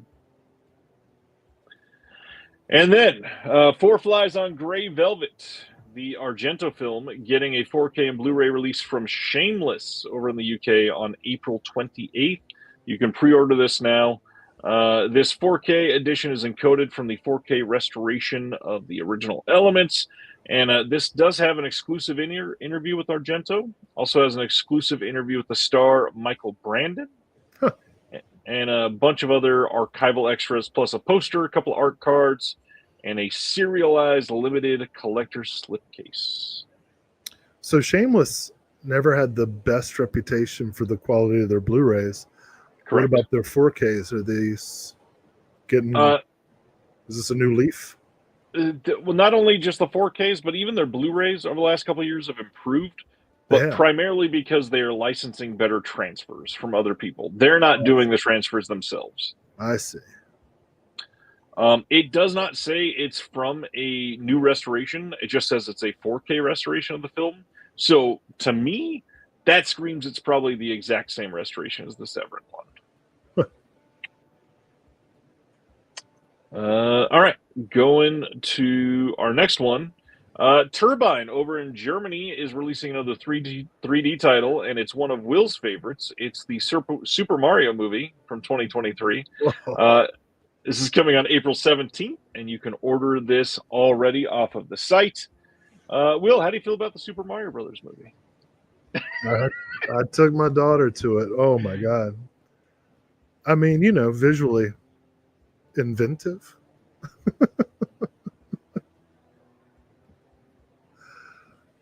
That's all I didn't hate it. Yeah, I mean, as far as stuff like that goes, I mean, I didn't have to sit. I mean, I sat through the Trolls movies, way worse than that. The Sing movies, and you don't like the Sing movies? Oh my God, maybe if they had better songs, I don't know. All right. Carrying on to the rest of the Warner Archive titles. Speaking of singing, These are all coming on May 27th on Blu-ray, all in the U.S. The first one, La Vie en Rose, with Marion Cotillard. This is listed as the extended version for 140 minutes. That's the only version I've ever known, so I'm not sure if there was another version that was different here. Do you know anything about the history behind that one? no, but I can tell you that when I was in college working at a video store, you know how back in the day on the new release wall there'd be like 100 copies of whatever studio direct is coming out, and then there'd be like movies that got 5 or 6 copies, and then there'd be movies that get 1 copy. Yep. La Vie en Rose got 1 copy, but it got rented like every day. Constantly. And I was constantly putting it back. And I never saw it. I just, that like cover art is definitely imprinted in my brain. So now I'm going to get a chance to finally not only see it, but see it unrated. From Warner Archive. Yeah. And restored very well, I'm sure. Extended. We'll right. see what Edith Piaf was doing after hours, I guess. Also has a featurette on here called Stepping into Character and a trailer. Next up is Three Comrades from 1938 with Robert Taylor, Margaret Sullivan. This one does not have any extras, but glad to see it getting a release here. Well, I would have gotten on there. Is that the Frank Borzage film? It is. Yeah, I would have gotten on there to talk about him. Great director. To me, it's worth picking up just because he made it and I haven't seen it. Yeah, this is a big one. Even though apparently it is about a bunch of commies. Just kidding, it's not. Next is Mystery Street from 1950 with Ricardo Montalban. This one, we've got a feature commentary by Elaine Silver and Elizabeth Ward, Murder at Harvard featurette, and then some classic MGM cartoons, Little Quacker and Tom and Jerry in the Hollywood Bowl. Little Quacker. I didn't name it. I love this movie. I like John Sturges in general. This has been DVD only on a double feature with Active Violence by Fred Zinnemann. So this is a major release for me. This is a really fun movie. 4K restoration of the best surviving elements on this one too. Yeah, and it's one of the first movies to do like CSI type forensic stuff. Okay. Which is cool. Yeah, I love the cover on this one too. This poster is nice. Then Lean on Me from 1989 with the one and only Morgan Freeman coming on Blu-ray as well. Also a 4K scan of the OCN. No extras on this one, but this is one that I know a lot of people love. Should go good with a couple of the other films they've been releasing lately that are of this ilk. Stand and Deliver. Yeah, that's the biggest one. Yeah, well, this is another Snapcase DVD I can finally retire. I like Lean on Me. It's wrong, but sometimes I like to see teachers just beat the shit out of kids to make them do their work, you know? That was not what I expected that to go to.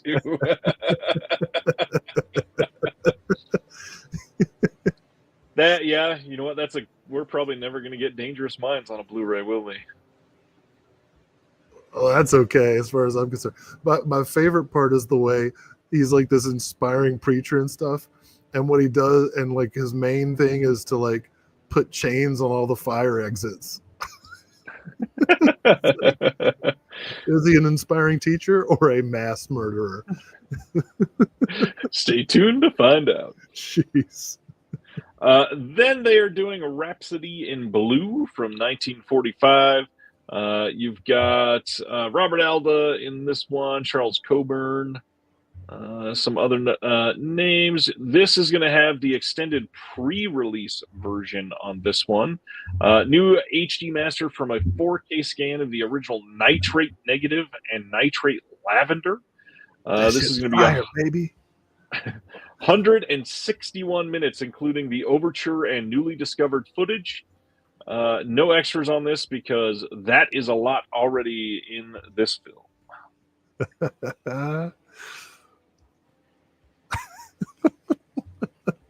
I don't really care about this one. Okay, I'll keep going. This is one of the more exciting announcements for this week.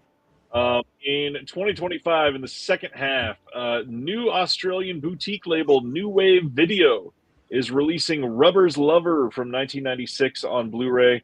This is the brand new boutique label from John Matthews, who's been on the show quite a few times. You can find him over at the Imprint Cast and Indicator Cast. He's the one that's working on that Anchor Bay documentary that came over here with Danny and filmed everything. Cool. They're restoring this from the original camera and sound negatives.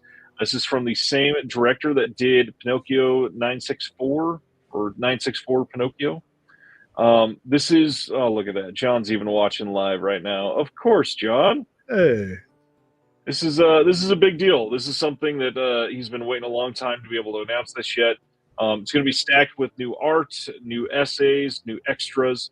Michelle Kisner is writing an essay on this one. We've got announcement 2 and 3 coming in the next couple weeks. John, best of luck. I really hope this goes very well. I know this is a hell of a first title to announce. A lot of people expected this to never get an HD release, so this is very, very neat. Yeah, this is cool. Next up, Law and Order from 1932 getting a Blu-ray release from Kino on June 17th.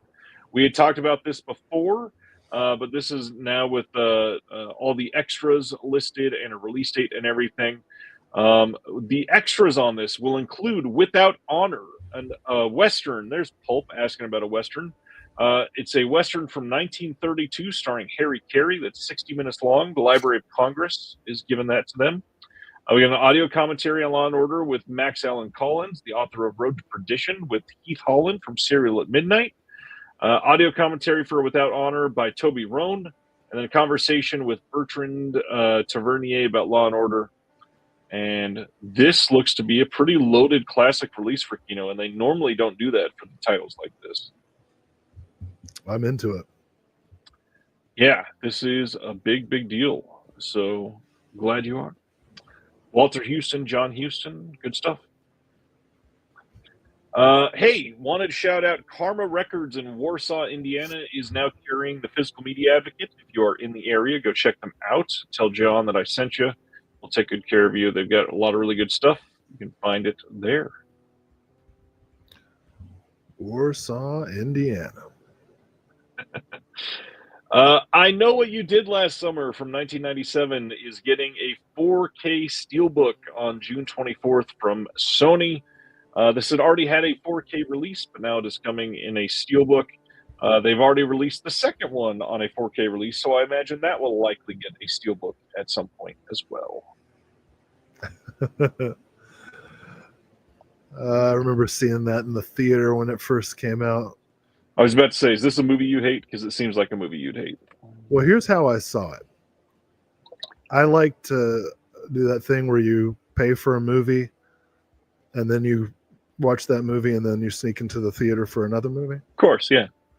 And I would do that all the time. And so I went to see Dirty Work, the Norm Macdonald movie. Nice. And I was like the only person in the theater.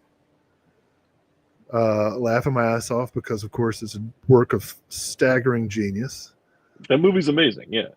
And then I went to see I Know What You Did Last Summer right afterwards.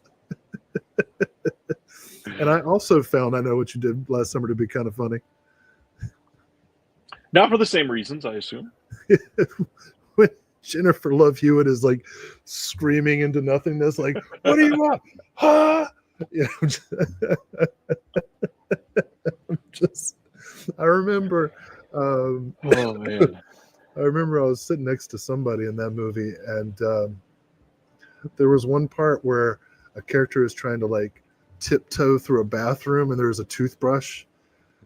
And I remember turning to the person next to me and going like, shh, shh, shh, shh.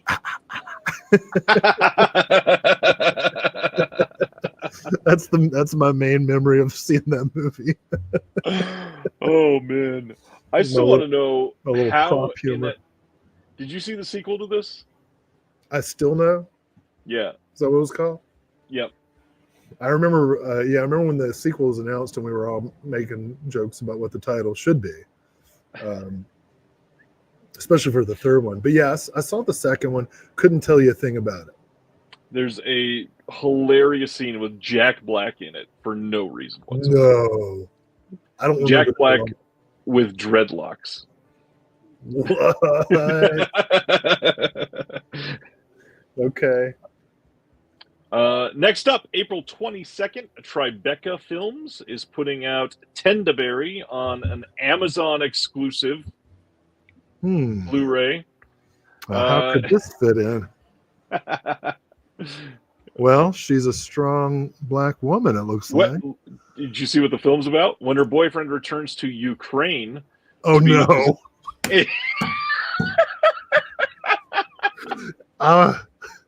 If I'm not back on the next show, somebody look for me.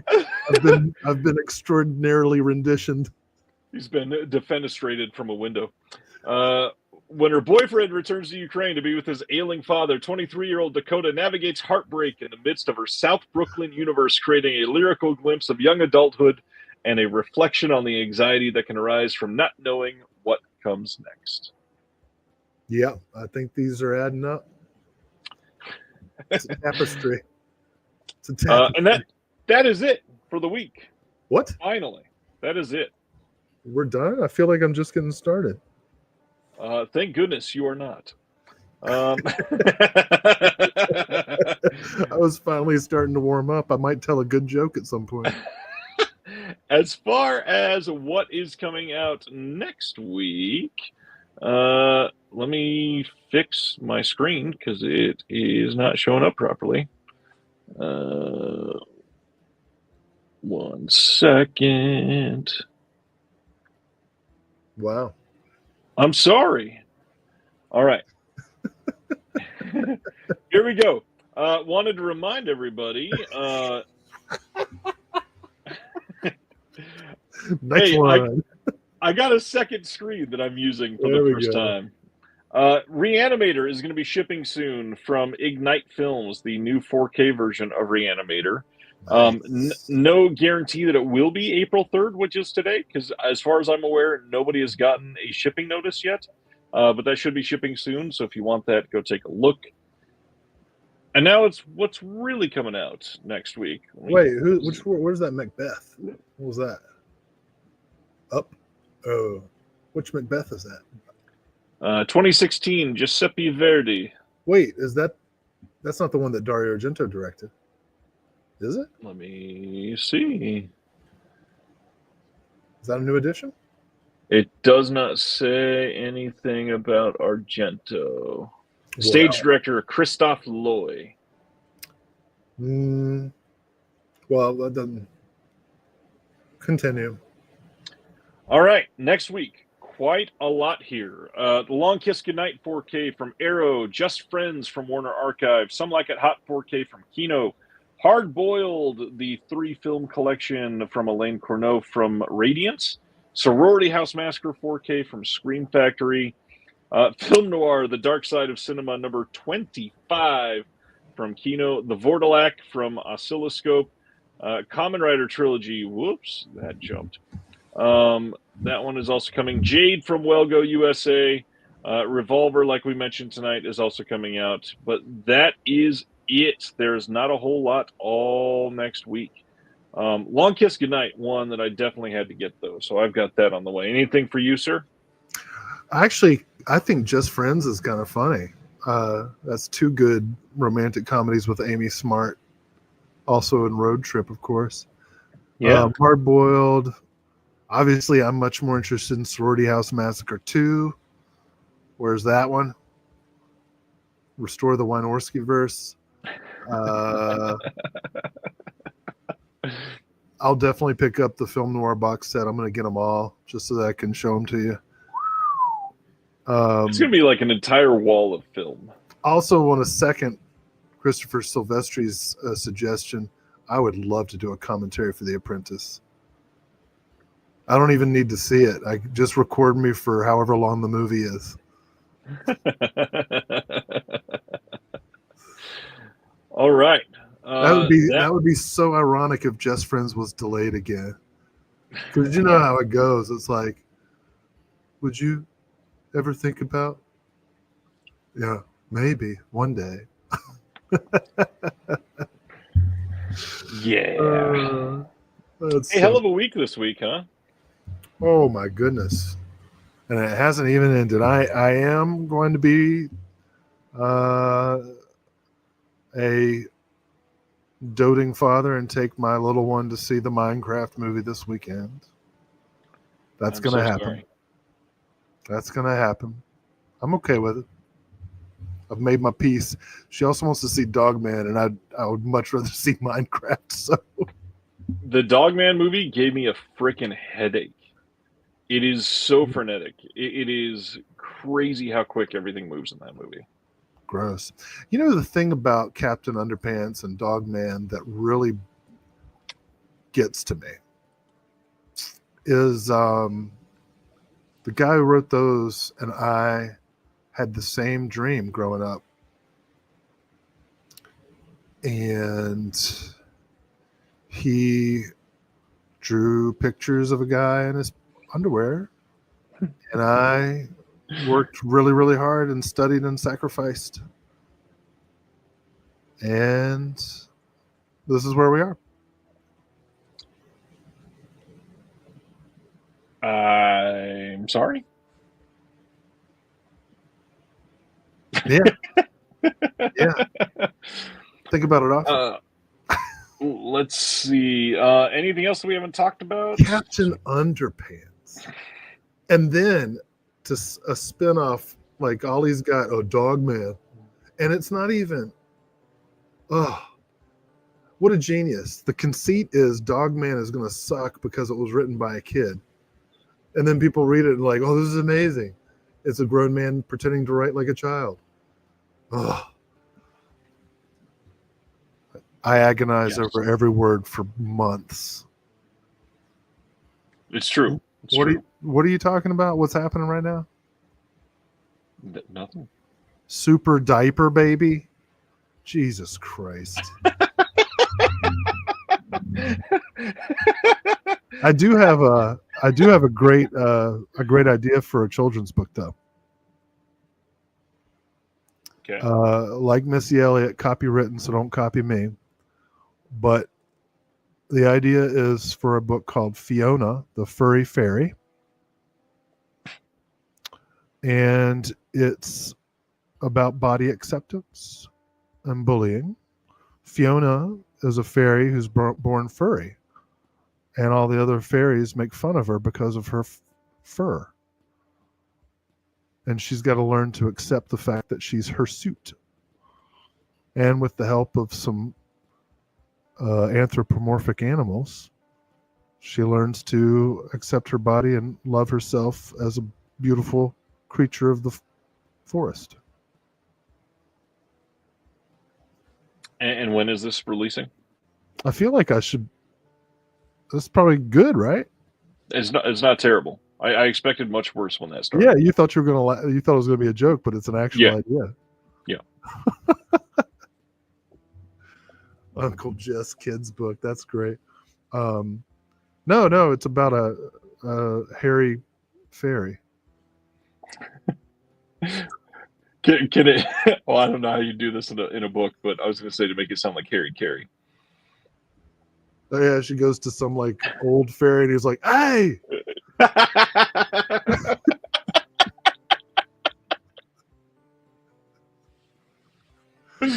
Oh man! You ever shave your back?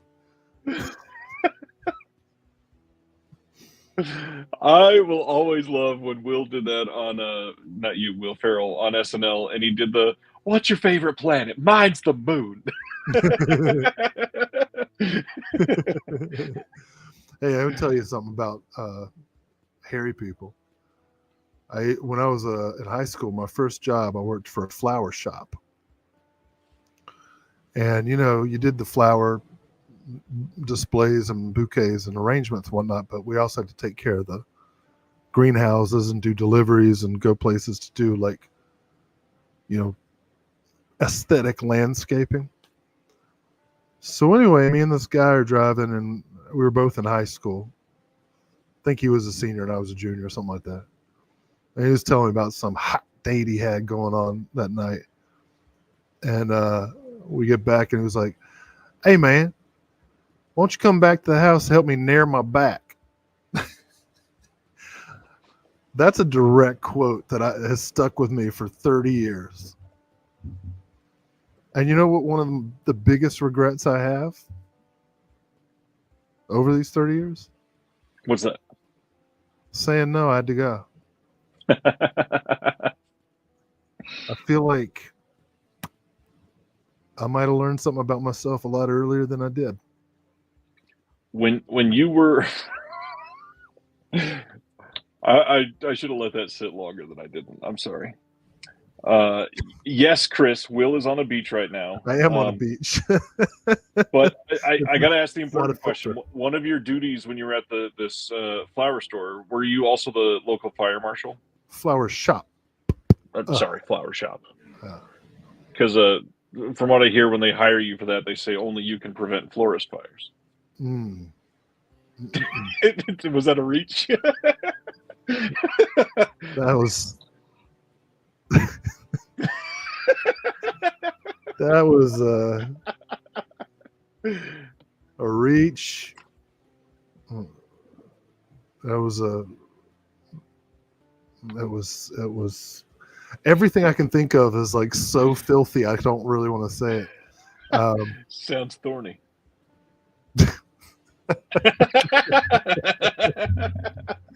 Man, to nair your whole back though, I bet that burns. Oh God, I can't imagine. Jeez. All right, Dr. Dodson. Been a hell of a week. Long show tonight. We're going to end on talking about nairing somebody's back.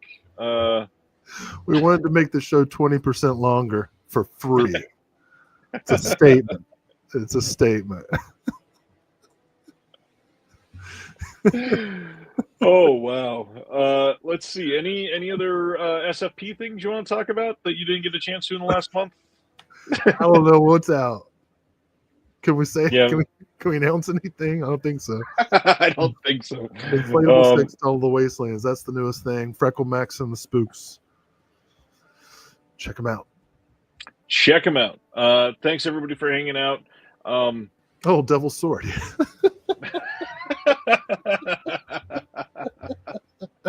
It's gonna be great. Wow. I wish they knew why you were laughing. The other aspect, I know that right now it's like a shit show out there surrounding all the tariff talk, and it's not a great time. If you want somewhere fun to hang out, come hang out in the Discord. Patreon link in the description below. Check out the magazine, Physical Media Advocates. Issue 17 is shipping. I should have one in front of me to hold it. I got that in. Subscribers to the Patreon. That's been shipping this week. You should be getting it in your hands the next day or two. That's all we got. Will, thanks for hanging out tonight on the beach. Thanks for bringing your sister on. Thank you all for your patience and kind hearts. And to that we say, see you next Thursday. Have a good one. Thank you for watching The Disconnected. On the way out, make sure that you are subscribed to the channel, that you've liked the video, and that you've copied the link to be able to share it with someone else that may appreciate this.